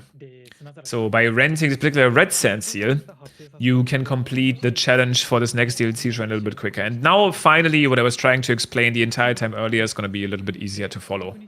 You see in the back that blue ring. The reason this blue ring is already here is, again, because we skipped into the Yiga Hideout DLC shrine earlier, allowing us to completely skip the part where we go to this monument in the ground, where you get a long cutscene that takes a lot of time. It's annoying to watch. So yeah, that's obviously a huge advantage, and it definitely justifies turning around that middle control unit in the beast a couple times. But yeah, this is pretty much self-explanatory. you have to ride through these rings in time with the sand seal, and the red sand seal from the Gerudo town makes this a lot easier. And the shrine itself is actually a little bit tricky. The ceiling is quite low, so wind bombs to solve it can be tricky. We'll see how Kaiku solves it. くぐって、これで祠が出現します。貴重な通常プレイ。そうですね。ほぼほぼ通常プレイですね。うん。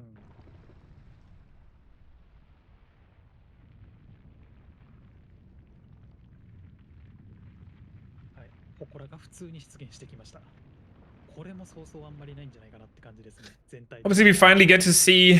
Wait, is this the first DLC shrine we actually see rise out of the ground? I think it literally is. Yeah. Kaiko has beaten 8 DLC shrines, and this is the first one we actually see out of the ground. ただ入った後は別の話。 I was just gonna comment on the fact how ridiculous their designs are, which is definitely true. But this is actually the first DLC shrine we see, even though Kaiko's already beaten half of them. Pretty funny. So going for a little bit of a delayed wind bomb here, and this is exactly what I mean. It looks like he has a pretty intricate setup for it, but the problem here again is, and you'll see when he actually gets it, the ceiling in the shrine is very low, and there's only a small opening gap in where you want to go. Here, perfect. Okay, manages to get it there. It's a pretty precise wind bomb, but manages to get it second try. Can't complain too much there. And actually, in this particular shrine, if you fall down to the ground, there is no void out zone. Normally, if you fall down on a shrine, Link like voids out and respawns. But in this shrine, because they didn't think of you being able to actually leave the shrine boundaries, there simply is none. So you actually get stuck on the bottom of the shrine and have to reload, losing even more time. So important that he got that out of the way. Now, one unfortunate thing about this area is that there's a sandstorm. And in sandstorms, you cannot teleport. I'm assuming it might be slightly faster to teleport back to Gerudo Town here if you could, but you can't. So the only other way to solve this would be to basically... whatchamacallit? The only other way that this would have worked is if... okay, let's see if the Spirit Listers works. Is if Kaiko went back into the shrine and teleported, but just BLSSing here is gonna be faster at the end. Even with that little miss.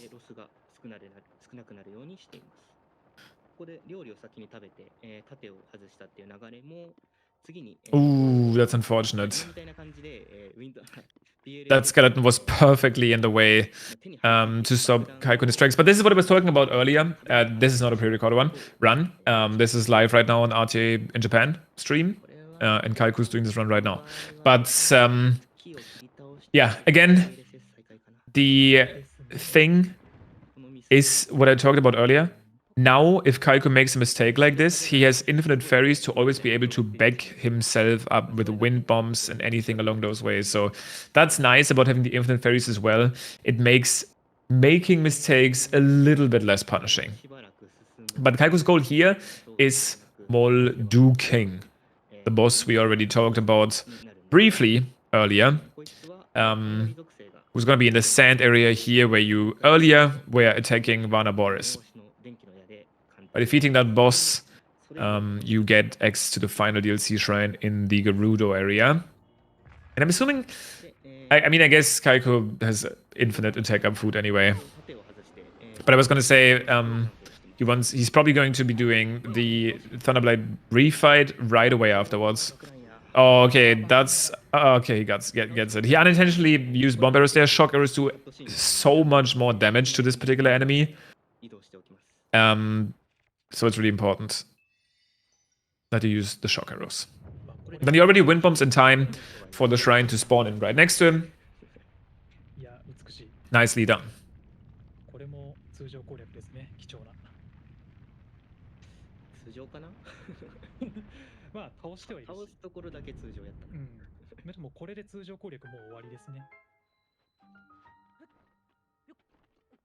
It's the final Gerudo shrine, and this will give him access to the Thunderblade refight.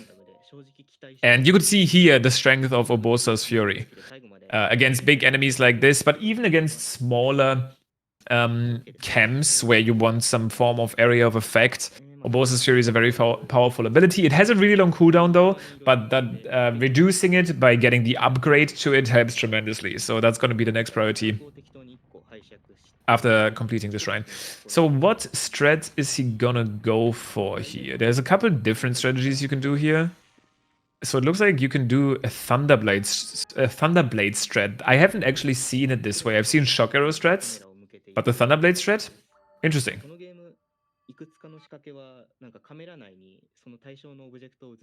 Basically charging up that metal block, which then releases an electric current that powers up the lamp on top, opening the door. So another reason to pick up that early Thunderblade that he did in Castle at the very start of the run. Oh, not very start of the run, but beginning-ish of the run.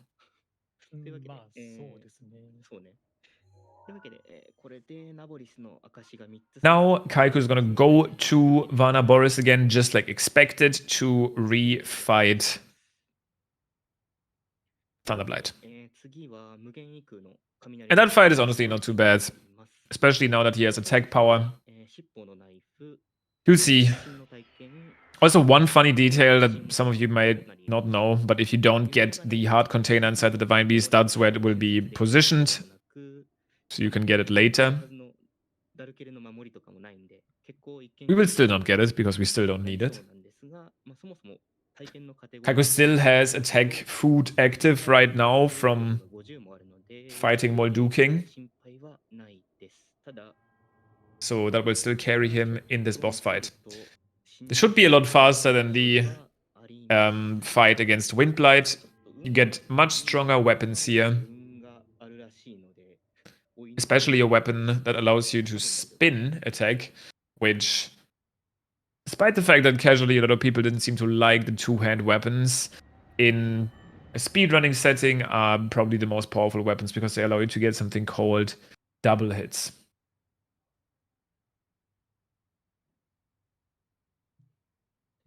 Yeah, I already talked about the Waterblade refight. I definitely agree it's the toughest one. Even in a run setting, it's a bit annoying. You'll see the strategies that Kaiko will go for. But here, the Edge of Duality coming in clutch here. You can see the amount of damage you can do here. Ooh, Thunderblade falling down there. Really unfortunate. Might have to dodge an additional attack here to break the shield again.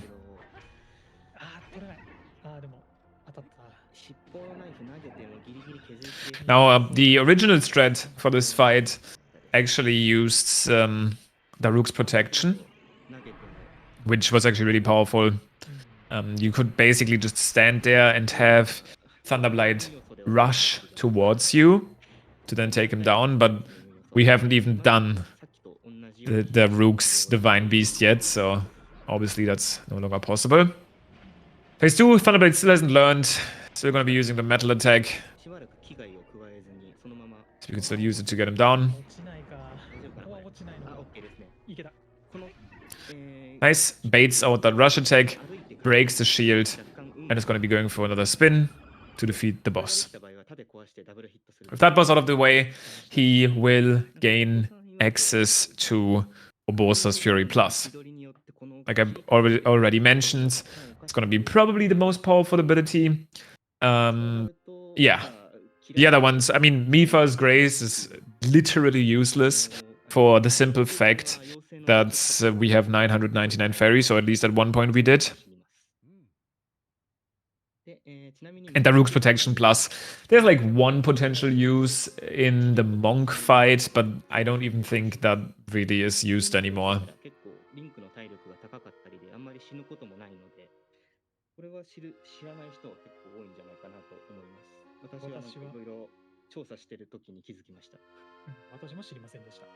At least we get some nice music here. The Champion's Ballad is pretty strong with that in general.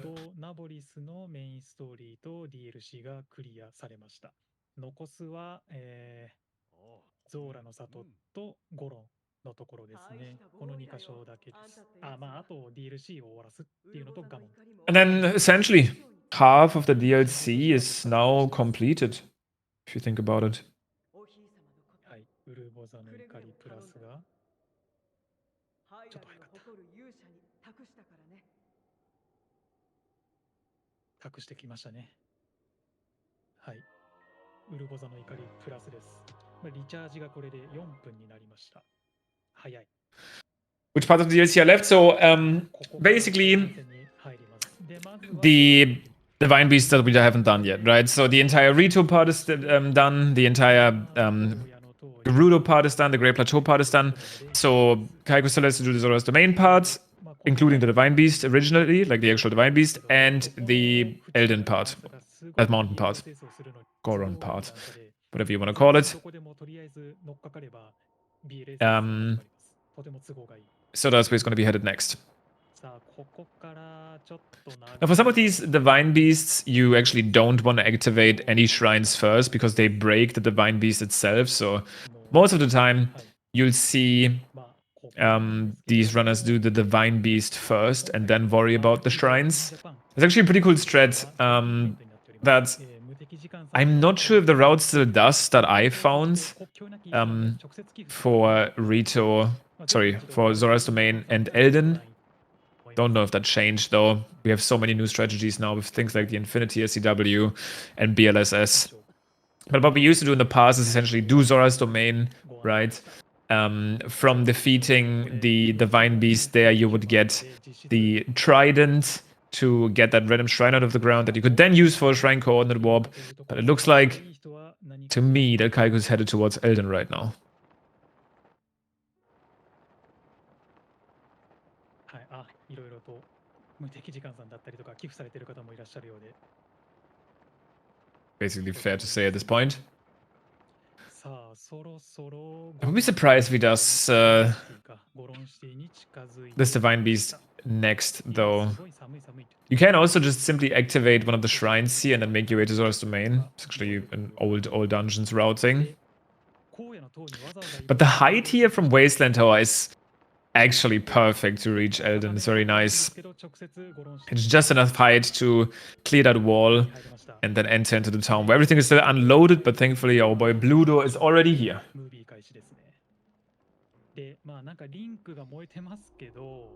TDS Commission is still missing, that is true, but thankfully with all of these ancient arrows, it's not that bad.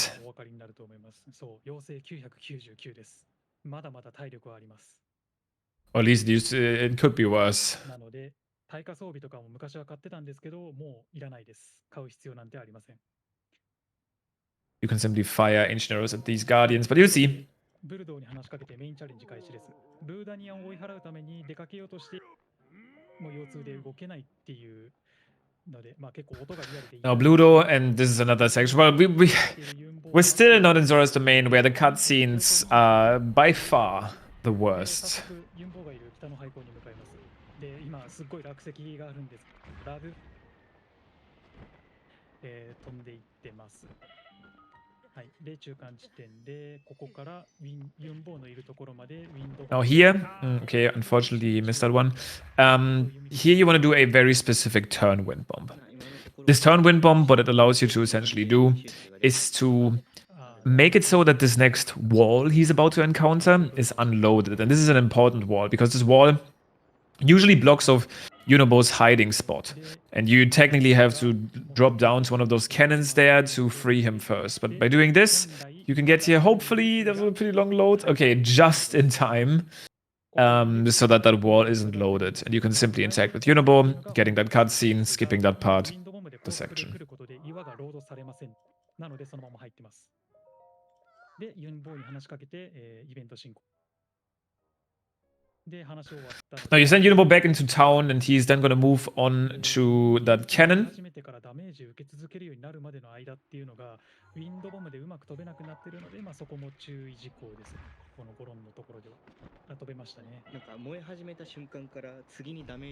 Once you attack with him again, he's going to follow you and attack the Divine Beast here.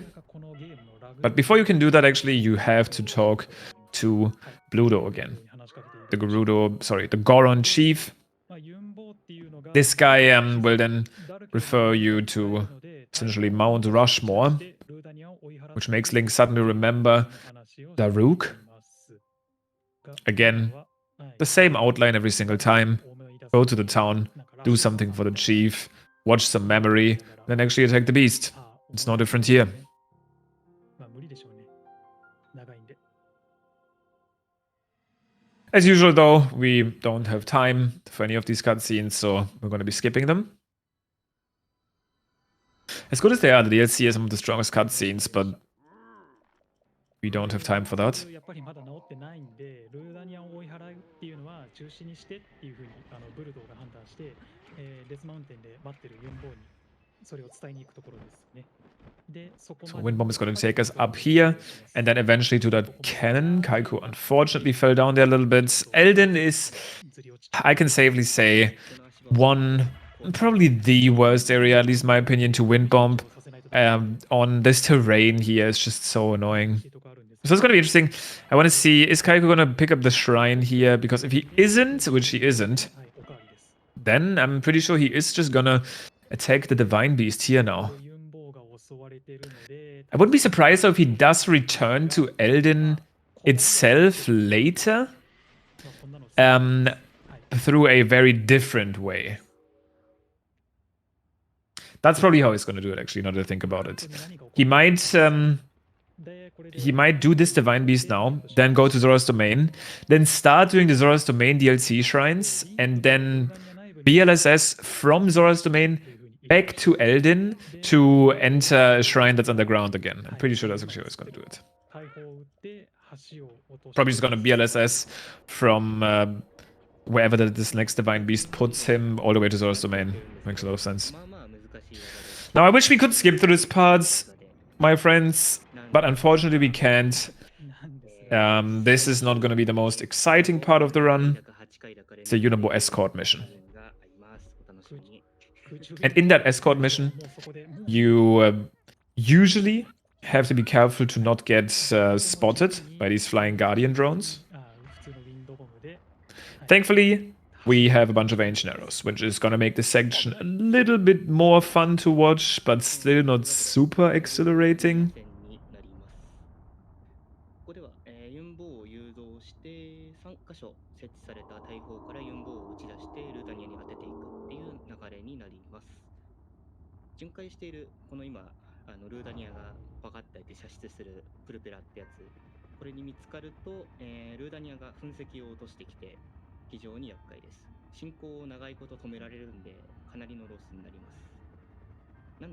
Alright, those are the drones that normally you have to dodge by either maneuvering carefully or by picking up some metal crates and metal boulders and smash them. But thankfully we have ancient arrows and they do die to a single ancient arrow shot.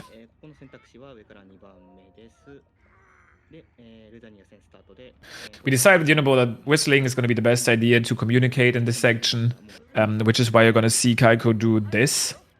This is what we call throw sprinting, essentially allowing us to whistle sprint without... it's allowing us to whistle sprint basically without whistling. Similar mechanic, so you basically just mash your throw button and B button consecutively. And it works a little bit worse, which is why runners usually whistle sprint. The problem with whistle sprinting here is if you do it, then Unabo just constantly stops and starts going, because whistling is the secret signal, and also the only secret signal that the game allows you to pick. You need to be careful to not go too fast in the section as well, because Unabo doesn't run that quick. So by checking the minimap and constantly making sure that Unabo is still somewhere on there, usually you're pretty safe.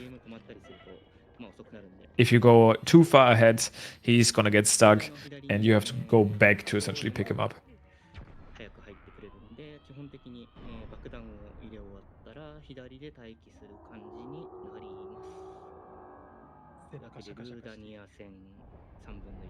So we got shot number 2 coming up next.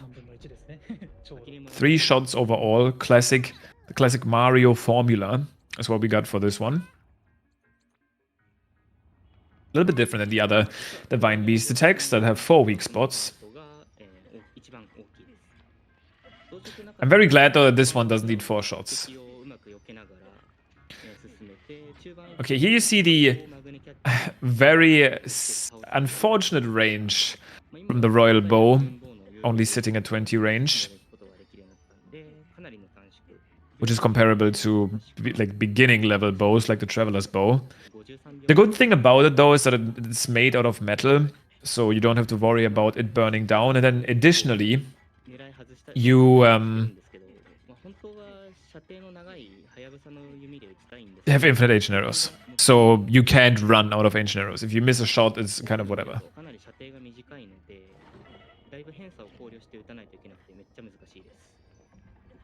Section 3 is the most intense one in terms of actual flying guardians. Yunobo does take his time as usual, but eventually he's gonna reach this section, jump into the cannon, boom. Cut shot number 2. And we have to go to the third section.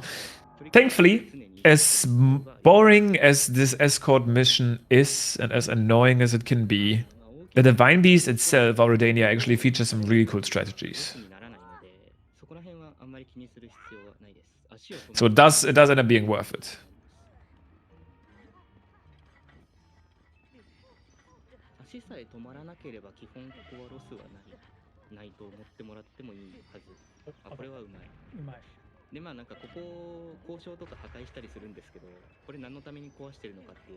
Interesting, so I haven't seen Kaiko keeps blowing up these ores, which I was wondering if he needs money for anything, but I guess they just slow down Yunobo more than they need to. That's something that I didn't know. Gonna see that.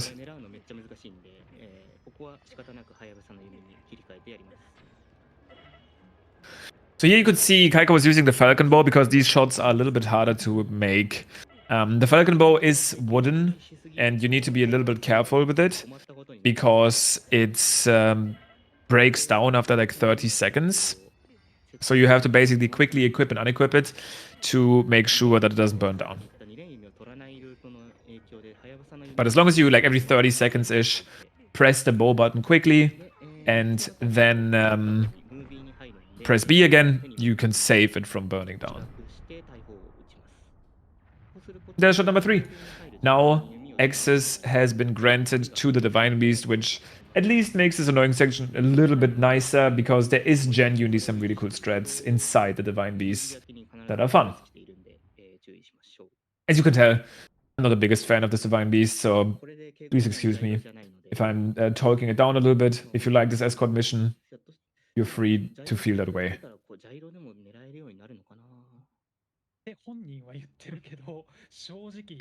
But let's see it, because I did also talk of the Divine Beast itself.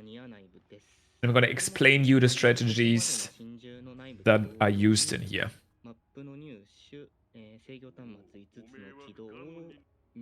Also, dude, I'm watching the Japanese stream to be able to commentate this, and Daruk's Japanese voice is worth it to lose 20 seconds to. I'm not that big of a fan of like the other voices, but Daruk's Japanese voice is definitely S tier. It's literally perfect. I feel like especially because I don't really like the other cards for Daruk. English is like fine, it's actually not that bad. Anything that's not English though, really hard to listen to.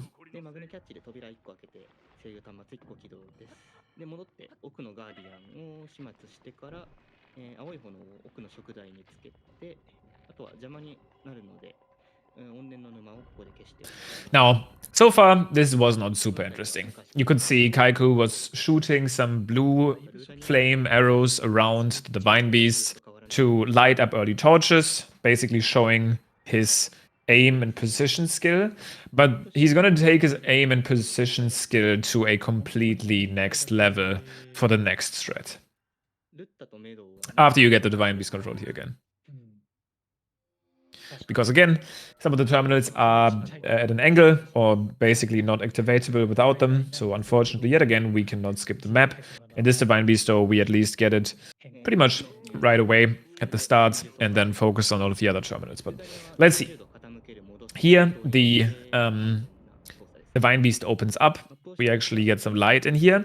And from here on out, it's going to be pretty hype. So we're going to be starting by lighting this arrow on blue fire and then going for a specific visual cue at this part of the Divine Beast. This will make it so that the arrow will bounce off, fall into the torch, lighting up with blue fire, skipping that entire part of the puzzle. If you've ever done this Divine Beast casually, you know that this is the longest puzzle in the Divine Beast. So by being able to just do it like that, you save a lot of time, obviously. Then activating this next terminal, you shoot this eye, which is going to make it so that a terminal later on is no longer be covered by malice. You open this metal block, so the orb that you've just freed by lighting up the blue torch. Okay, best part already. Actually rolls down into this area. And on top of that, the big advantage is that you are also able to essentially climb through the door there. Being able to climb through that opening in the door is obviously great.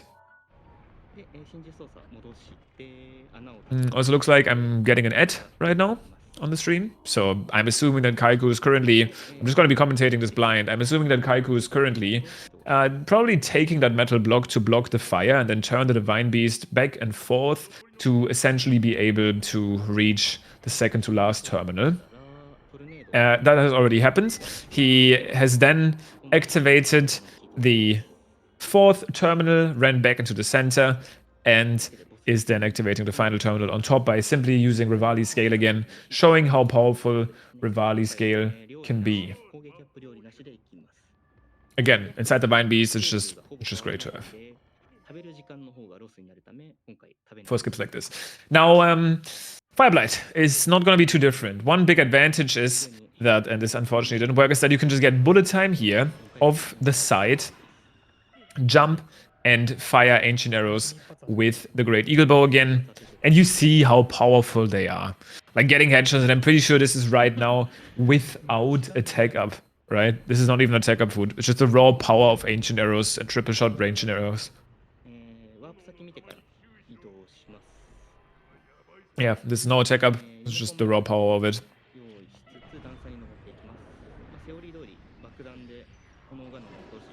Now here you just use the good old bomb strat, make Fireblight fall down, jump literally off the Divine Beast for bullet time and finish off the fight. Nicely done. This was Divine Beast number 3 and now technically gives us access to the Death Mountain DLC shrines. But I'm pretty sure Kaiku is going to do this slightly differently. So I'm assuming that as soon as he gets teleported back here with Daruk's protection, he's going to be bow, lift, smuggle, sliding all the way to Zora's Domain and do the Divine Beast there. And then basically do those shrines in like kind of the opposite order.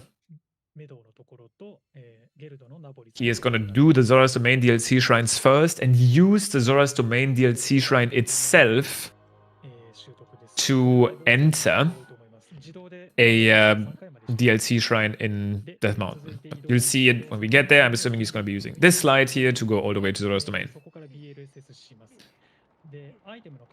Now in Zora's Domain itself, unfortunately, there's a little bit of waiting time. Quite a bit of waiting time. Because you have to immerse with the lore. Let's say it that way. While, yes, casually, I really like Zora's Domain, and the story there is great.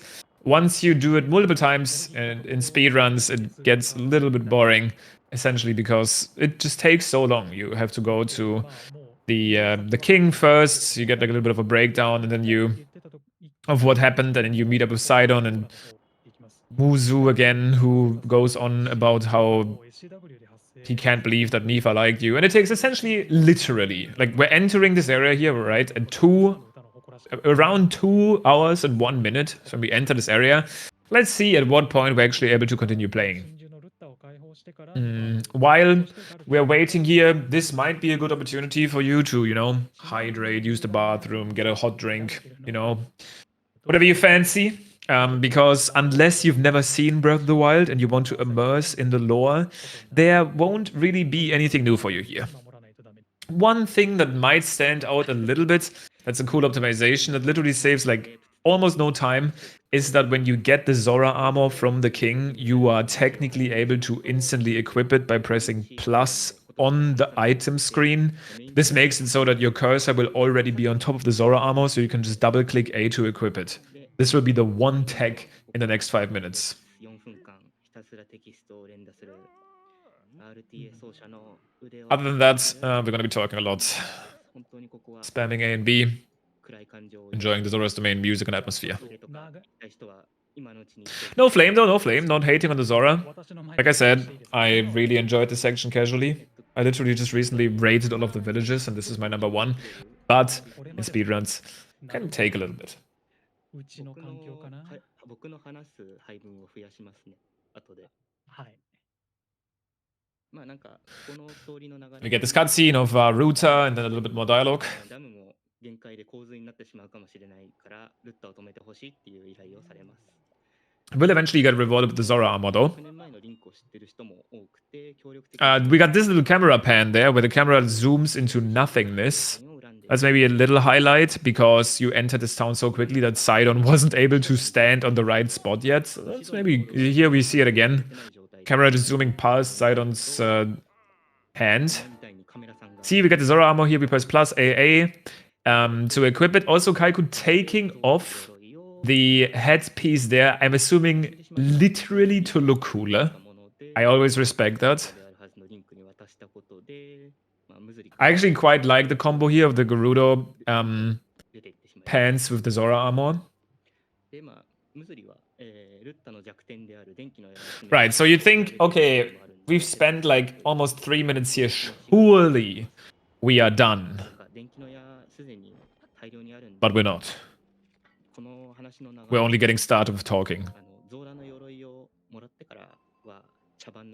Also, warning, if you just bought the game, Kaiku is about to beat all major plot moments within the next 1 hour. So just letting you know, in the next hour of the run, you will see the final boss and the final boss of the DLC. So just be warned.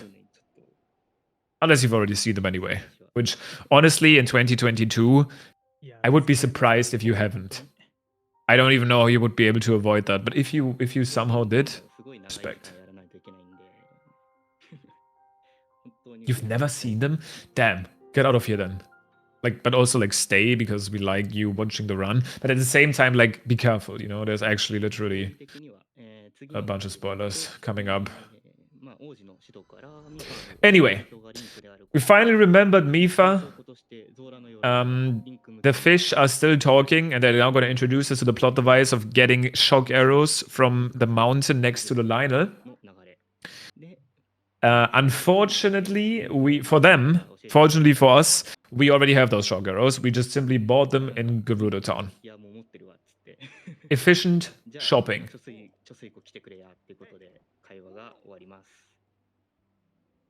Skipping out that Lionel section. But here we finally, eventually, after this like last little monologue, we get a fade out here soon.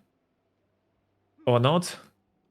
Oh no, they're still talking. They're only talking about the Lionel now. Never mind. I thought we were already further. Nope, still talking.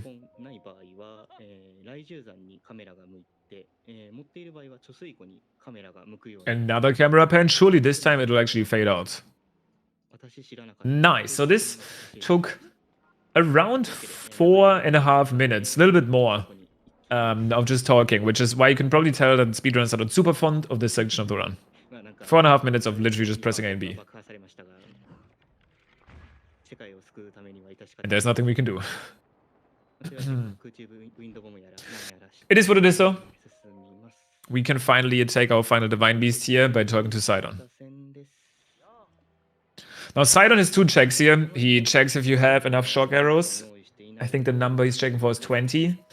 And if you have the Zora armor. If you're missing one of these checks, you will not be able to start this mission. Thankfully, we have both, obviously. I don't even know how the game I guess they want you to have the Zora armor equipped, because technically you can't even get to this point without the Zora armor having the Zora armor. But it checks for you to have it equipped. And then shock arrows. obviously in our case we just bought them. 単に窓ですからね。 We get another bit of intro here, 分けてあげてほしい。 but then the attack on the beast itself will be really fast. So there's a couple different approaches that you can use when doing this attack. I'm interested to see which one Kaiku is gonna go for.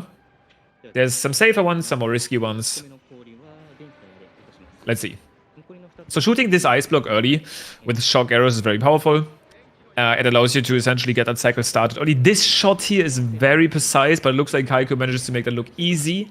Very nicely done. It's going to switch arrows here, not wasting too much time. Now, this is still not completely over. This is still kind of scary. So basically here, you need to make these shots very quickly, because every time you shoot, you lose some height. You don't have much stamina. That's not good. Maybe he can back it up. Wow. Okay. Nice backup. Very important backup. Because if you miss that last particular weak spot, the Vah router literally spawns in like 10 cryo blocks. So you won't be able to return to the Divine Beast until you blast them all. But Kaiku really, really clutched back up there. This would have lost a lot of time.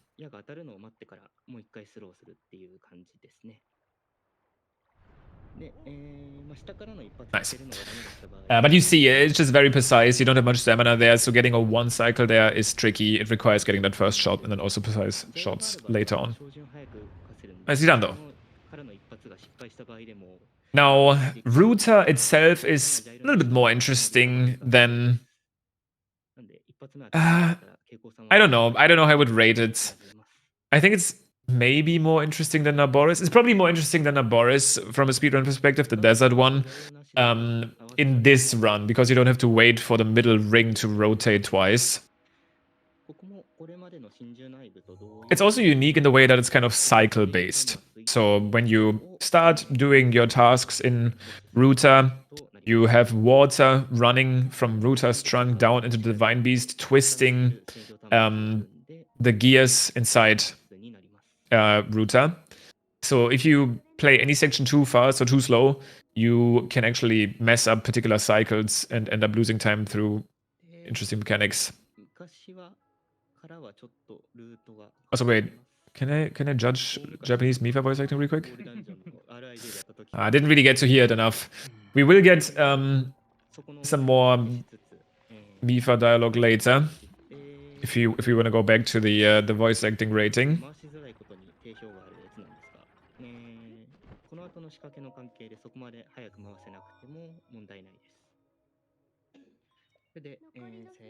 Okay, I just heard her. Not bad, not bad.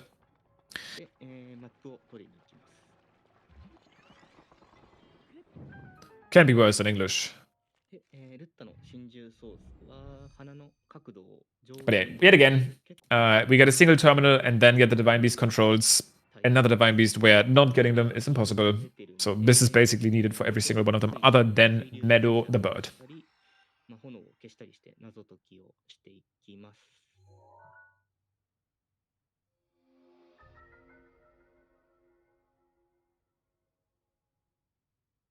Now, the second we start using these controls, the cycles that I mentioned previously basically start becoming active. So the first step that we're going to do is we're going to put the trunk almost all the way to the right. In Kaiku's case, actually all the way to the right. Maybe that gets it in a better spot for the way he plays it for the cycle. You wind bump all the way back here and then towards the trunk, to be able to activate this terminal. Then you're going to be putting it into the 5th slot. This will make it so that you can open the spot on the roof here, and the water from the trunk will run down into the Divine Beast, extinguishing, I think that's the word, this flame.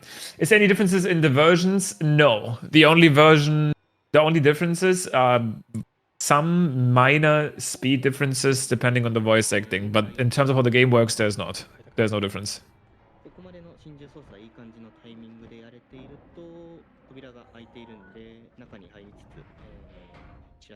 Depending on what speedrun category you play, different languages actually become faster or slower because, again, it's all based on voice acting. So in some particular, well, almost all, it's weird. Basically, for 100% English is actually the fastest. For all dungeons, it's Italian. For all dungeons DLC, it's French. For all main quests, it's German. Depending on what voice acted cutscenes you get, different voice acted cutscenes in different languages save or lose various amounts of time. So it's kind of weird like that. But in terms of the game and how it works, it's all the same.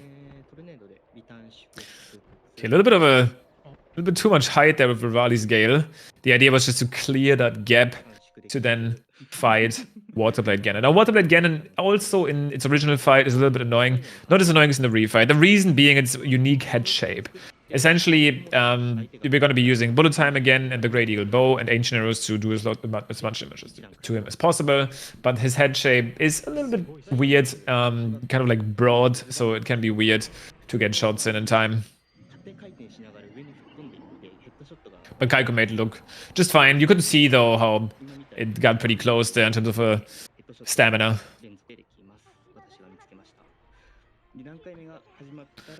Alright, looks like I'm getting another end. So I'm assuming Kaiko is currently making a cryo block, then jumping from it and doing more ancient arrow headshots to finish the fight. I just believe in that. I know Kaiko can do it. Yep, that's exactly what he did. Good job.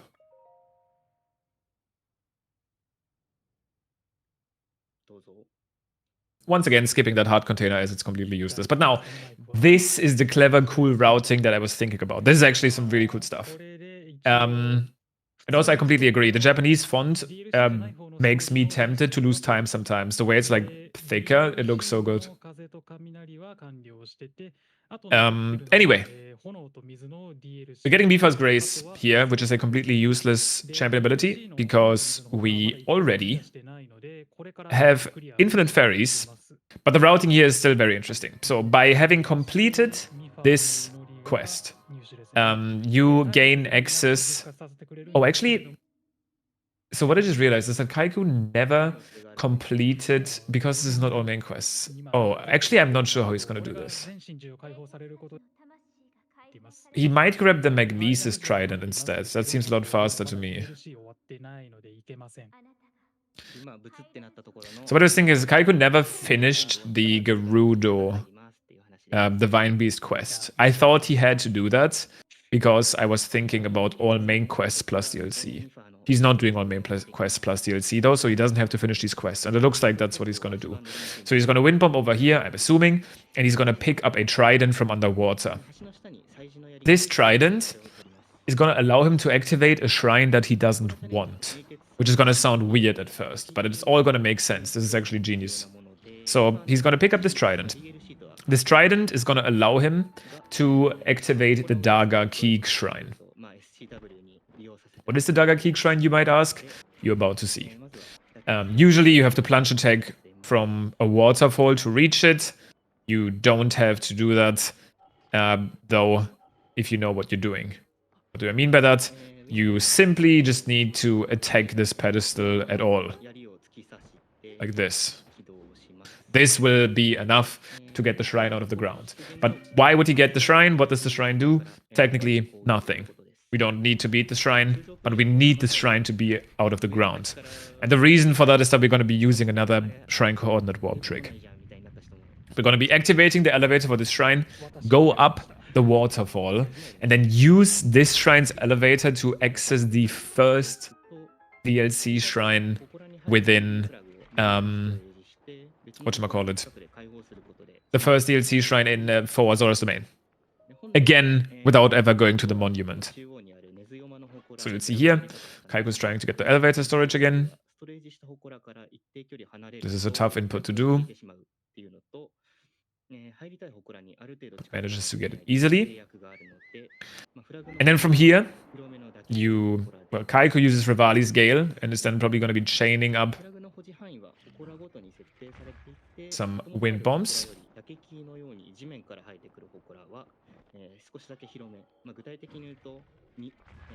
Like this. to reach this area where he can activate his amiibo rune, which gets him a text box on screen, without ever scanning an amiibo or anything. He just uses that initial text box that basically shows how it works to enter the shrine, to make the game remember that he entered the shrine. And now he's inside the Zora's Domain shrine. A simple wind bomb here basically just perfectly gets you through that gap in the ceiling, or below the ceiling, to skip again, as usual, the entire puzzle. But now things are gonna get a little bit interesting. So the entire point for doing an SCW like that usually is to skip the whatever you need to do to actually get the shrine out of the ground, right? In this case, it's a little bit different though. What getting the shrine out of the ground does for you is actually worth more than skipping it. It's gonna sound a little bit weird. So by doing the SCW to get into this shrine, we have now skipped the Zora's Domain monument. We don't have to listen to the song. By doing that, we have just spawned the guardians that are flying around here, which are usually the challenge to beat the shrine, right? Now we're going to be killing these guardians anyway to get the shrine we've already just completed out of the ground. Then we can use the shrine that we've just gotten out of the ground by killing the guardians to do another shrine coordinate warp. But this time we can use it to enter a shrine at Death Mountain. So we have just skipped the Zora's Domain monument by using that waterfall shrine. Now we got this shrine out of the ground, and we're going to be using this shrine to skip the Death Mountain monument. So just very cool routing.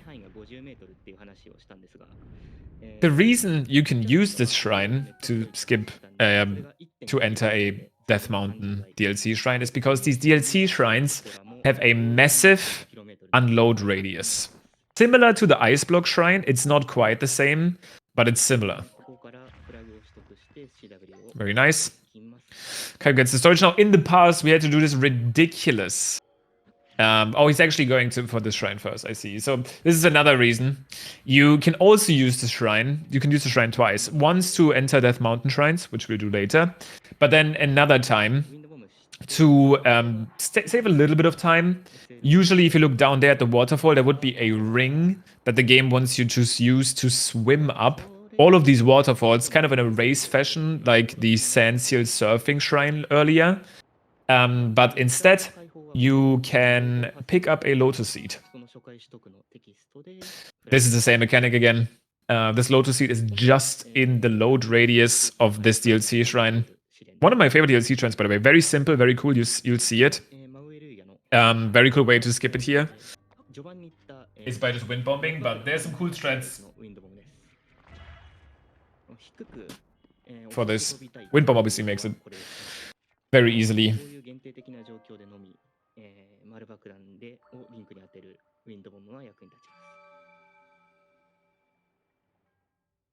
And then last but not least, we have one more DLC shrine, which is very easy to get. It's Kedafunia. It's in the middle of the water, next to those islands, close to Akala. Now, the question, or the problem that's to solve for that area is usually that you have to be there at a certain time of day. But because we skipped the first cutscene of the day, our time of day is already set up perfectly. So all we need to do is to get there. His orb code is all over the place because he still has some offsets, item offsets, from the item duplication glitch. So they are a little bit all over the place. They get like duplicated and stuff. But it's it doesn't matter. Oh wait, unless you mean no. Unless you mean if he just had 2 for this one, that's right, because that was only his second emblem. These are not spirit orbs. The rewards that you get from DLC shrines are called like emblems. So they count differently. That was actually a second one for Zora's domain. But here you see it, right? The blue ring is already in the water because we are here at the perfect time of day. So Kaiko just falls down, activates the final shrine, and boom, Zora's domain area is essentially completed.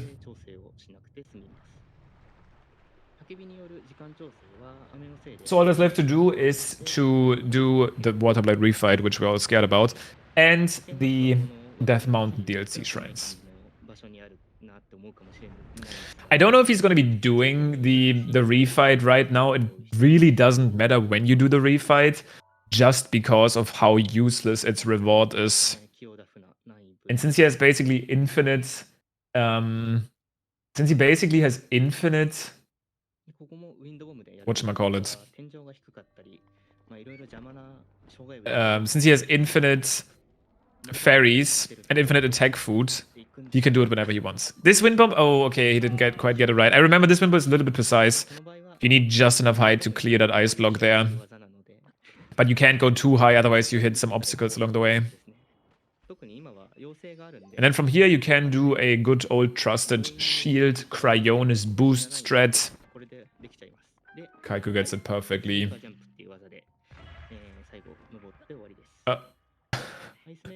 That was definitely not intended. He just wanted to get rid of his ragdoll glitch, but it happened to blast him all the way back.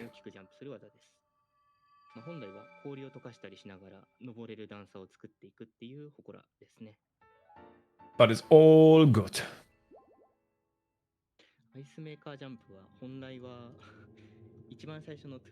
That is third emblem completed. And from now on, he can technically refight Waterblade at any point he wants to.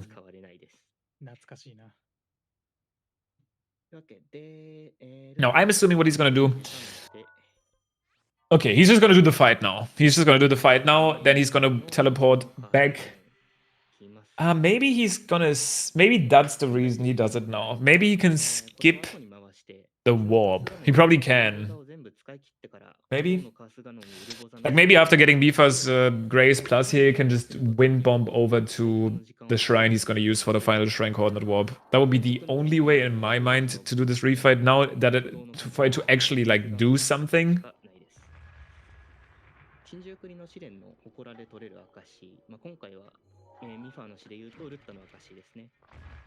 We'll see. You just kind of fly towards the divine beast, and eventually the cutscene rolls in.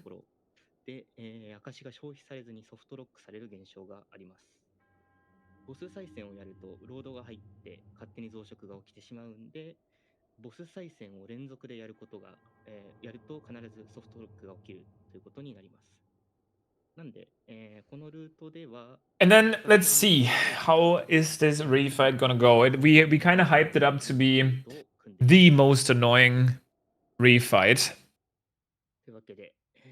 And I will, well, Kaiko is probably gonna show you why.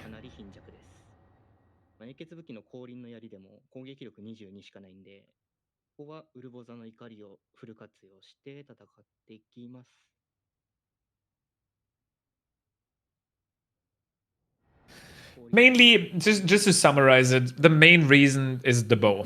The silver bow here is extremely annoying. It doesn't deal a lot of damage. Kaiko's actually going for an early Flurry Rush here, which is a strat that I... no, actually, yeah, you always used to do that. Because, especially in Phase 1, you want to maximize your melee damage. You don't get a lot of arrows in this fight. So you want to make sure that you use a ton of melee damage here. Urbosa's Fury also is going to help him out a lot.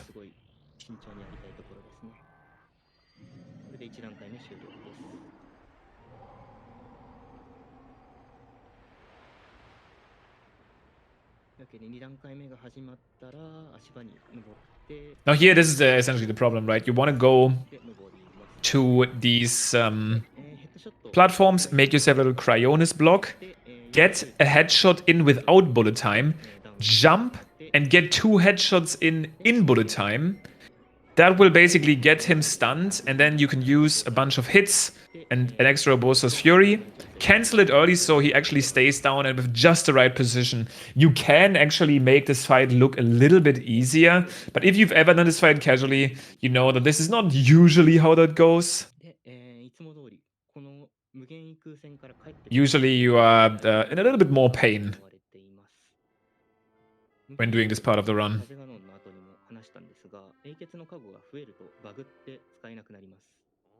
実は今回の増殖でダルケルの守りが使えなくなっている可能性が。But that wasn't too bad, actually. Kaiku making this look kind of acceptable. ですが、ウルボザとかリーバルが使えなくなると死活問題なので。But yeah, with that out of the way, we're getting a little bit closer to completion of the run. So we already have Elden's Divine Beast completed. There's only 3 DLC shrines left in Elden, the boss refight there. And then it's just pure late game boss grind, essentially. Meaning that obviously not only do we have to defeat Monk Vascotia, who's the final boss of the final trial, but also Calamity Ganon and Dark Beast Ganon in Hyrule Castle, because that is still considered a dungeon and the run ends on credits. 風と雷と、水炎の普通のダンジョンはクリアで、風と雷と、水の DLC が Yeah, no, okay. Japanese Mifa pretty good. で、Yeah, again, Mifa's Grace Plus, most useless ability for us at this point. But we're just gonna be moving on. Okay, so yeah, Kaiku's just gonna be teleporting anyway, so he just wanted to get that refight out of the way. Makes sense. Actually, one reason to do it now is also to save your... That's probably the better reason, actually. He uses Obosa's Fury, right? And he wants to have it back later for the Monk fight. So that's probably the one reason to do it now instead of later when he's done the other shrines. That's actually the reason. Anyway, so this is what I was talking about earlier. So he's going to be doing another shrine coordinate warp on top of this elevator. And is then going to make his way all the way to Death Mountain. And this is actually really precise. Goes to this rock. Jumps up against it to start sliding. Slides up here. Very important that he doesn't miss this. And this is crazy because the monk fight being the master cycle fight, yes, you'll see that's gonna go way differently than you know. So this is super precise because this shrine's unload radius, the one that you used the trick on, has a very barely tiny overlap. Oh, blow up the bomb, Kaiku. Oh, okay, wait. The bomb despawned. Okay, he knows better than me. There's a very tiny overlap on this particular black spot on the ground here, where you can place down a campfire, light it up, and exactly at this overlap, the shrine unload radius barely touches the shrine load radius in Elden.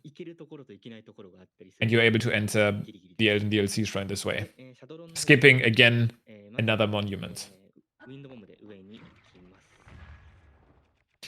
Then again, another thing that this does, which makes this work perfectly, is that now that we have officially, at least about to have, cleared...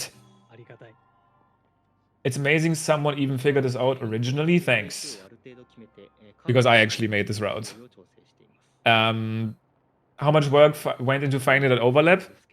Not that much. I actually thought of this doing like a race of the category. Thankfully, we have the object map that shows the exact shrine unload radius and shrine load radius. But this is obviously a pretty massive shrine. Kaiku skipped all of it using BLSS and wind bombs. And just, again, because we have just entered a DLC shrine in the Elden region, we have progressed the quest past the point where we have to usually interact with the monument, which makes it so that the other spawning triggers for the other shrines are now active. This means, from here, we can now make our way with a wind bomb to the second Elden DLC shrine. Ideally, we get a super launch here, which shouldn't be too hard because there's lots of lava. He didn't get the super launch, unfortunately. He got a very fast wind bomb, though. So I'm assuming Kaiku intentionally didn't look at the lava. This could have maybe actually made him leg stop. But yeah, down here is basically the second spawn point. I'm interested to see if he goes for the fast strat. There's a really fast, cool strat you can do here. Looks like he will. So you can actually touch this ring and then mid-air wind bomb out. Extremely fast, extremely scary, because if he actually fell into the lava there, he would have spawned back at where he did the original wind bomb. But that makes it so that he doesn't have to place down a metal block, saving a lot of time, and also wind bombing to the DLC shrine at the same time. Now this is super big brain, because now we have cleared the shrine, we've gotten it out of the ground super quickly, and we have another DLC shrine out of the ground. So after doing the shrine, Kaiko is going to be able to use this DLC shrine to yet again shrine coordinate warp to skip the big Talus fight. Saving around, I think, like 30 plus seconds again. This wind bomb here can be super annoying though. It's very precise. Interesting setup for it. Delaying the square bomb a little bit. I like that. I'm probably gonna learn this run again. Watching this has inspired me to do so. It's much better now. There's still a ton of SCWs, especially the buffered ones that are scary. But BLSS has made this run a lot better. And obviously IST, out of the question. Having infinite fairies makes this a lot more forgiving.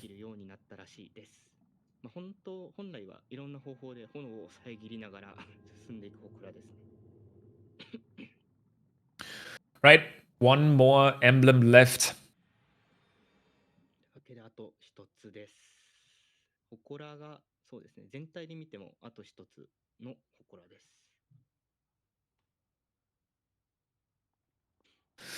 And yet again, Kaiko is going to do the last shrine coordinate warp of the run.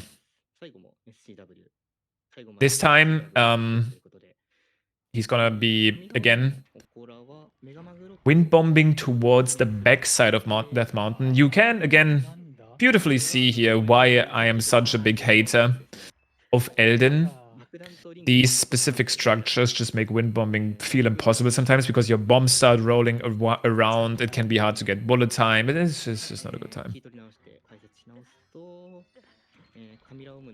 So the reason we got to the backside of Elden Volcano here is... Actually, he might be BLSSing from here. Let's see.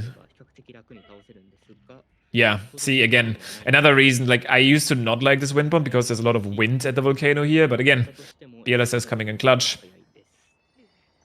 So usually he would be traveling here anyway to fight the big Igneo Talus, which is a big Talus fight, which is not that slow to do, but you still have to sit through the 28-second cutscene of the shrine spawning. So what you can do instead is break this rock, pick up a flint that he hasn't discovered yet, and this triggers once again the elevator cutscene, allowing him to enter the final DLC shrine of the run. After this DLC shrine is completed, this run turns into a fighting marathon. All we have to do basically from this point is boss fights. Well, actually, no, that's not true. We didn't talk about the final dungeon skip yet, which is still a very big movement trick. But it's mostly about boss fights.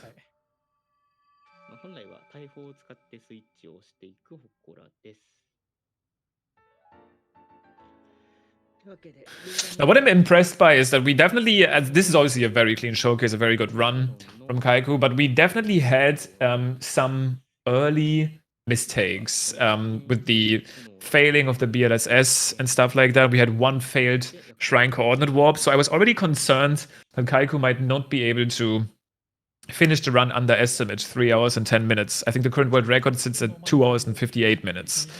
But this run is actually still pretty fast. Like, the one thing that makes this run still take a lot of time from this point is a very long cutscene after defeating the monk. After you defeat the monk, you just sit there for a long time before you actually get to go to Ganon and finish the run. But this is still a very impressive showing. So this is the one boss refight where they actually give you a strong weapon, which also makes it so that it's way too easy to do. So I guess they were paying attention for the other ones and balancing it. But for this one, they just give you the Boulder Breaker, which is a 60 damage two-hand weapon. I guess the way they balance that is by making it, by thinking that people are not going to abuse spin attacks. A lot of people didn't like two-hand weapons casually because of how slow they attack. But if you know how to use them, they turn into the best weapon type, and this refight will show why. 残しておきたいです。で、まあここであれですね、炎ガノン戦で閉じると、ウルボ All you want to do here is you want to stun Fireblight by throwing a bomb at him ないようにしっかり注意して1ターンで決める。 once the fight is actually loaded し in. ないのがってやつですね。まあ、覚悟はできてるでしょう。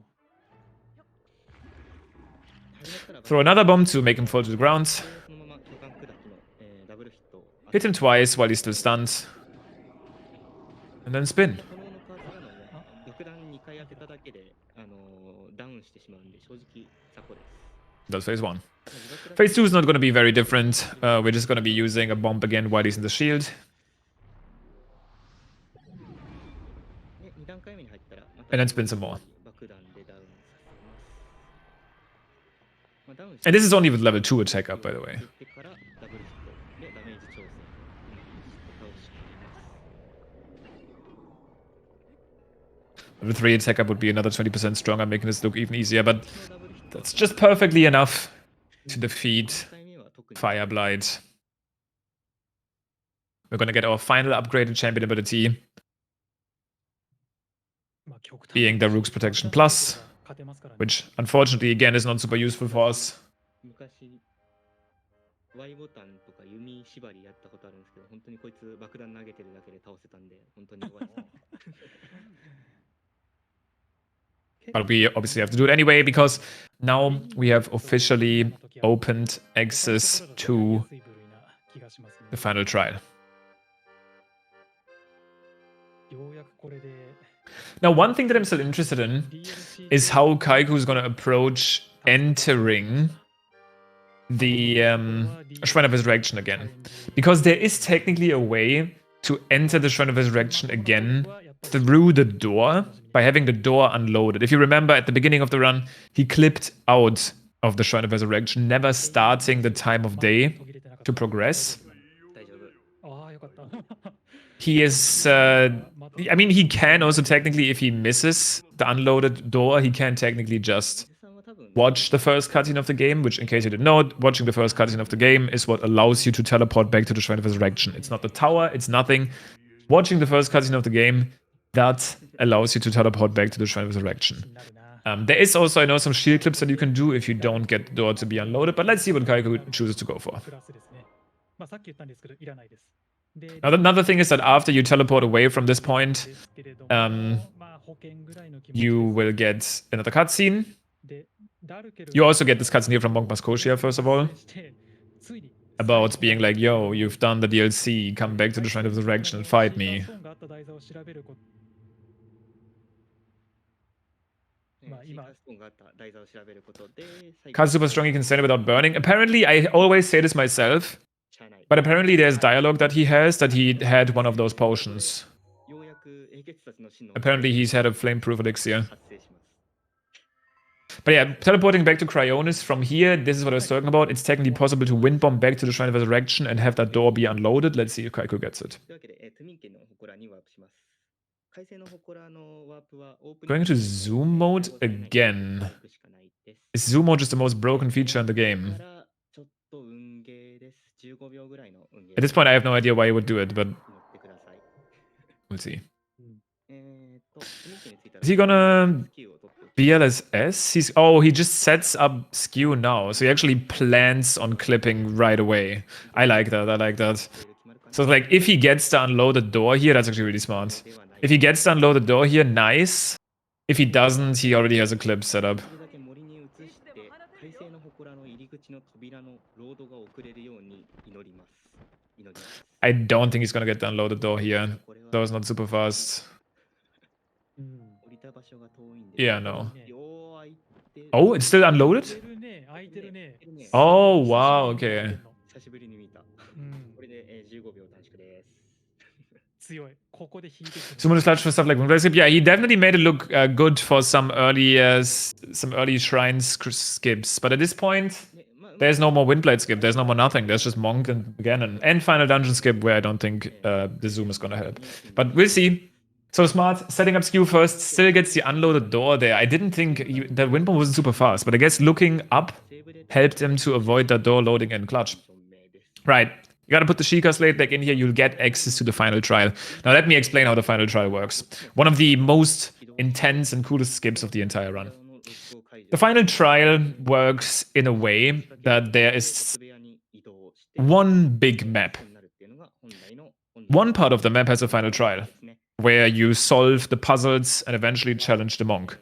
Another part, way far away of the map, actually has the boss fight. It has the boss arena, it has the boss itself, it's just super far away from the final trial. What we're gonna do is we're gonna go there. We're gonna clip out of bounds here, and then perform multiple wind bombs to travel all the way to where they hit the boss fight arena, skipping the entire dungeon. Because for some reason, the boss is already there.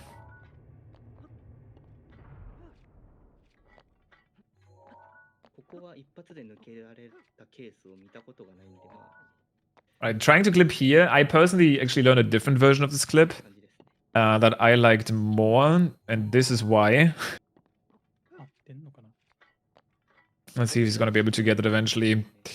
The version that I do, I guess the version that I used to do, you can't actually get first try. You have to reload to be able to get it because, okay, nice. So here, we're out of bounds. We are gonna be doing 2 wind bombs at first. These 2 wind bombs are just enough to get us on top. From here, it's mid-air time. This is the last time that Kaiku will touch the ground until he's going to be in the boss arena. So what matters here is that every time you perform a mid-air wind bomb, you get a good amount of height. So all he's doing right now is get height. You need a certain amount of height first. By looking to the left side under the bomb icon, you can see when you're actually good to go, because you need to see the Divine Beast icons. When you see the Divine Beast icons, you know, like there, you have enough height. He just lost the height again, but if he gets another wind bomb into the right direction, which is away from the original entrance, he's good to go. So he needs to go back into this direction, because that's where this entire thing started. And from now, he needs to go for like 2-3 more wind bombs. You can already see the shrine, the walls of the shrine, the trial itself have kind of disappeared. This was unfortunately not a very good mid-air. He's gonna have to fix that pretty quick. And then when the final trial unloads again, you're gonna see the model of the final trial change again. He's in the perfect spot to enter the arena. So you see, look at the, yeah, there it just happened, right? The walls disappeared again. From this point, you wind bomb one more time. He actually wind bombed there for a little bit more height. He wants to go even further away. So wait again, the walls disappear. Or eventually disappear.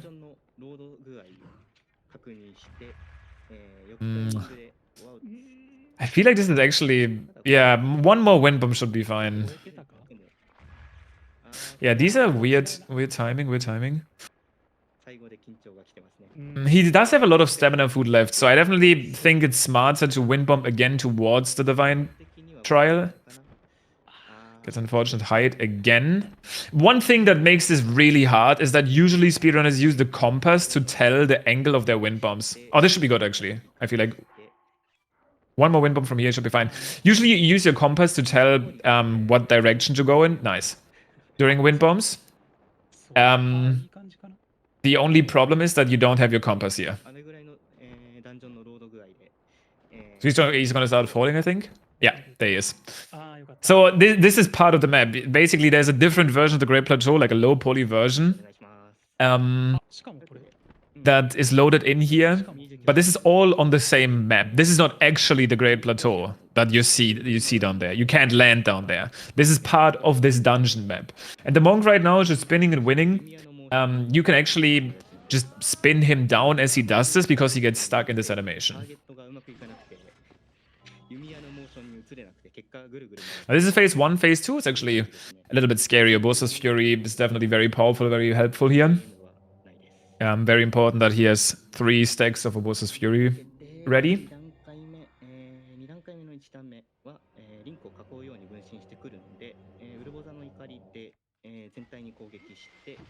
This actually destroys all of the fake monks right away, and then allows you to spam down the last remaining one. Very nice. You gotta get into half HP here. This will trigger phase 3. So phase 3, the monk goes massive. Oh, one big downside of the skip is there's no music. It's probably the biggest downside of the skip. The monk music is known to be one of the biggest bangers of the game, but it does not play if you go for the skip.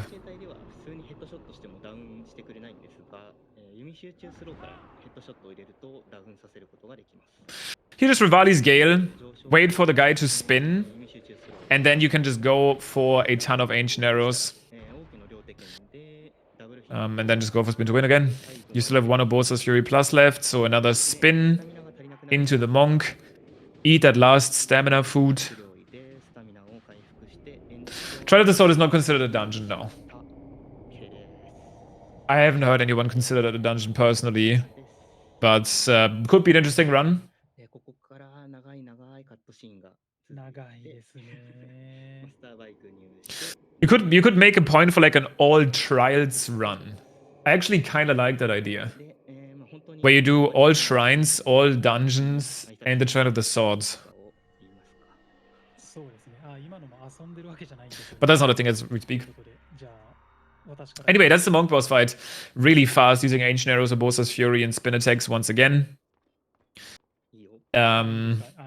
Unfortunately, from this point, we're gonna sit here again for like 6 minutes watching cutscenes. We're gonna be getting the motorcycle that we won't use a single time. And then we're gonna be using the BLSS trick again to slide all the way to the final boss. Which at this point is just Calamity Ganon and Dark Beast Ganon. So the run is looking to be on pace here to still be under the estimate. Maybe during Dark Beast, true. There's potential to show off the bike during the Dark Beast boss fight.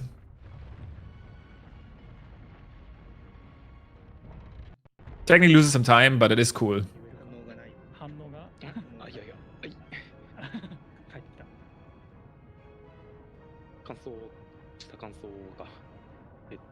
そうですね。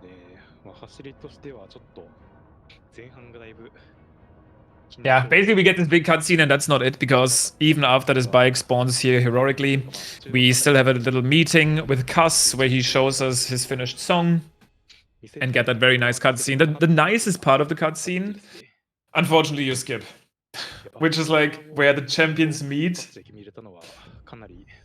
and they get like their official uniforms and stuff. That's the one part that you skip, unfortunately, because you can, it always eats faster. But that's okay. We gotta go fast after all.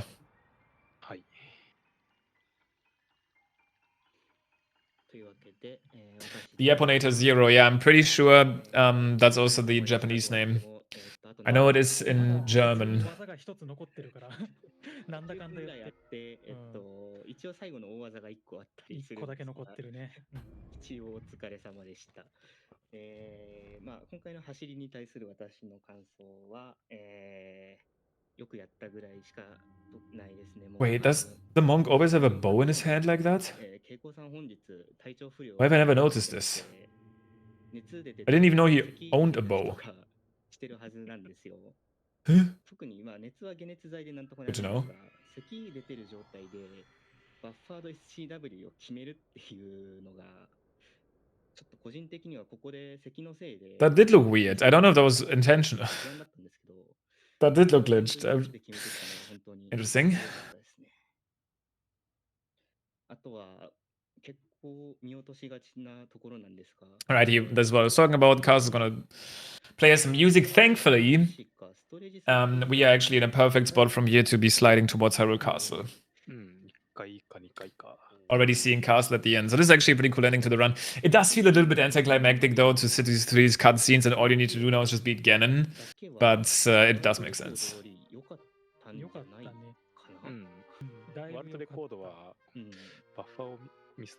Oh, right. And then 確か this is where usually you get that cutscene, right? And then after that, you get another cutscene of Zelda talking to you. ミスとかバッファーのミスとかが Oh, yeah, but this run is like very confidently underestimate pace.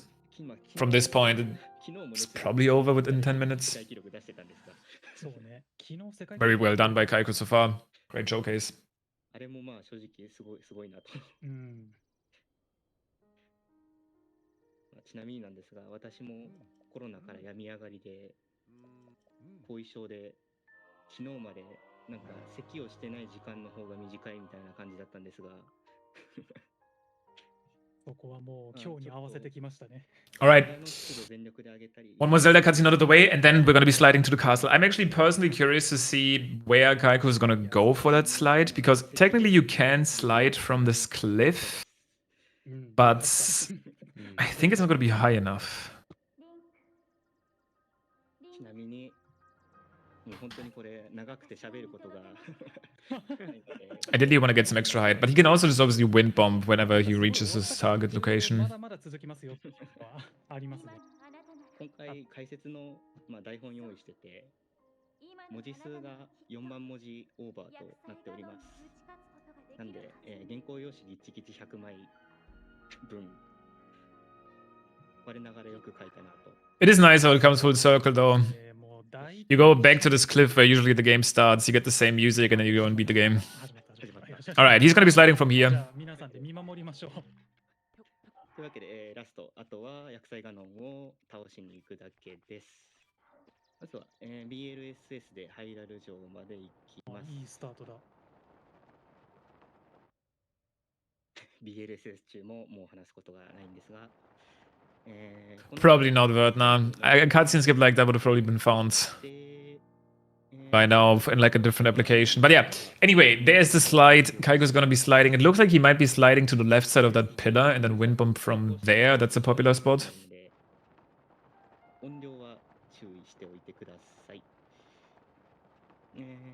で、ハイラル城向かってるんですが、本丸までちょっと高さが足りないので、一旦降りてからウィンドボムしていきます。で、ここ最近その最後のウィンドボムの調子が悪いんですが、ここをしっかり決めてほしい。Do you have to be next to a rock to the electric slide thing? You mean this slide here? You just have to be able. You have to step up a ledge in order to get it started. Any ledge. このウィンドボムの調子が悪いが、 Alright, so basically just landing on that gatehouse once you get a wind bomb gets into the boss fight. He's not going to be going for any skips here. You can technically skip Calamity Ganon with a specific setup, but at this point, I don't think he's going to go for it unless he wants to show it off. He actually might want to show it off. 空中で固定されているんです。 Because I don't think it's faster. 安定が残っていて、ダメージを継続的に与えることができます。 Yeah, okay, so that's what he set up the zoom for.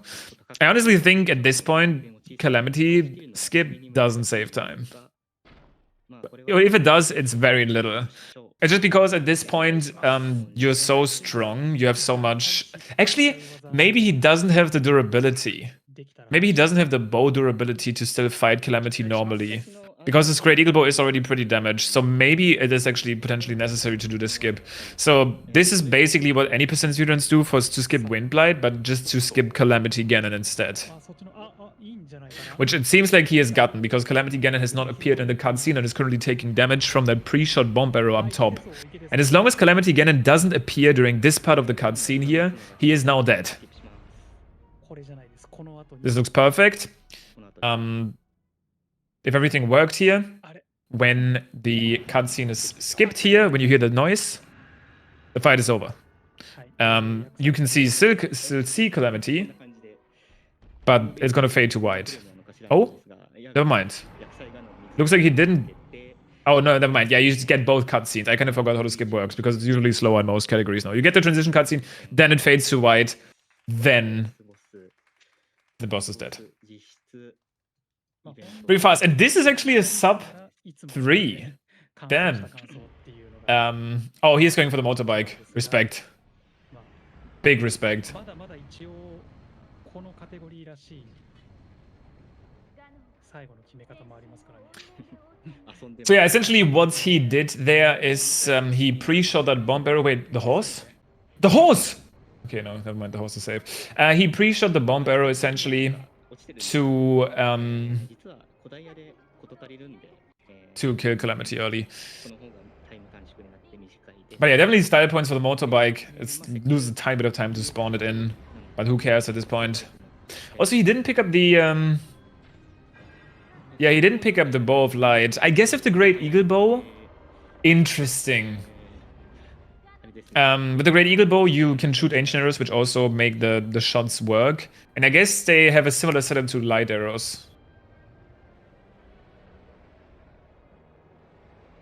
So this, again, this would definitely make it so that you definitely can't fight Ganon, because if you fought him, your durability would be gone. I mean, you could fight Ganon, yeah. 怖いというかそうね、まあ外す方がちょっとどっちか。 Oh, he has a 255 now, okay, okay. 怖いから。まあちょっとしたこだわり。 But still, I mean, that being said, ちなみに、this run only being 魔獣ガノンにダメージが通るのは、光の矢だけでは、 probably around まあ似たような 4 minutes behind, 4-ish minutes behind his PB is very impressive for a marathon showcase. まああれですね、フォアプリの光の弓ですね。 Especially, but all of his mistakes were kind of front-loaded in the run. He made a couple mistakes in the early game, like after Great Plateau, but the rest was just incredibly clean. が、魔獣ガノンにダメージを与えられるやつになります。ただ、最後の Yeah, it also saves time for not picking up the Bow of Light. Like, that's a 3-second item box by itself. まあ基本的に弓は必要になります。というわけで、タイマーストップのタイミングが、最後の目玉に矢が当たって But yeah, as you just explained, timing ends when you get the final shot at Dark Beast Ganon's eye. This is looking to be a 2:58 actually. So only around 3 minutes behind Kaiku's personal best. Incredible showing for a run this technical and long. An incredible amount of trick density within this run. So many high-level tricks in such a short time. It's crazy. So I think that was really well done. I hope you guys enjoyed Kaiku's showcase of all dungeons extended. Gonna be Street Runner. And that's a cool category. I'm probably gonna check it out myself again. I had a lot of fun watching it again. I haven't watched it in a longer time, but I did part of the routing back in the day and always was kind of tapped in. But yeah, that being said, make sure to check out these runners. Kaiku actually, under the name Takuan Yellow, that was displayed here, also streams relatively frequently on YouTube. So that's definitely a place to check out. But that being said, we still got runs coming up. RTA in Japan. Thank you for joining me. And enjoy the rest of the show. 本当にいろんなことがあってここまで縮めることができたんで、それをこうやって大きな舞台でしっかり発揮できたのは良かったなっていうふうに思います。慶光さん3年間ぐらいこのカテゴリーを頑張ってきたので、まあ最後もうそろそろやめたいっていう感じだったんですけど、最後にこういうところでしっかり3時間切って終われたんでいいんじゃないかなと思います。はい、まあそんなところで、でですね、宣伝とか続編とか宣伝ですね。ちょっと1点だけ宣伝させてください。我々ですね、ブレワイの何かしらのカテゴリーだったり、ウィンゴ RTA を並走会として毎月開催しています。RTA In Japan の公式 Twitter の方で、URL が載っていると思うので、興味のある方はこちらを見てみてください。あとは RTA とはあんまり関係ないんですが、来年の5月12日に、ゼルダの伝説ブレスオブザワイルド続編の、Tears of the Kingdom が、発売予定となっています。どうせ我々走るので、また機会があったらお会いしましょうというような感じで。ちょうどこのタイミングでこのカテゴリーでブレスオブとてもキリが良かったんじゃないかなって個人的には思ってますね。ですね。こうして DLC をちゃんと見せれたのが本当に良かったです。バグ技的にもすごい集大成だし。本当にあれですね。このゲームのこのカテゴリーは、いろんなカテゴリーで使われているバグ技の、集大成というか、本当にこのカテゴリーに全てが揃っているという感じなので、続編の発売するであろうなというタイミングで、これを出せたのは良かったんじゃないかなって思います。というわけで、エンディングも入るし、エンディングが10分っていう風に長いんで、締めたいかなと思うんですが、大丈夫ですかね。大丈夫です。はい。というわけで、お疲れ様でした。お疲れ様でおした。疲れ様でした。ご視聴ありがとうございました。切り替えしていただいて大丈夫です。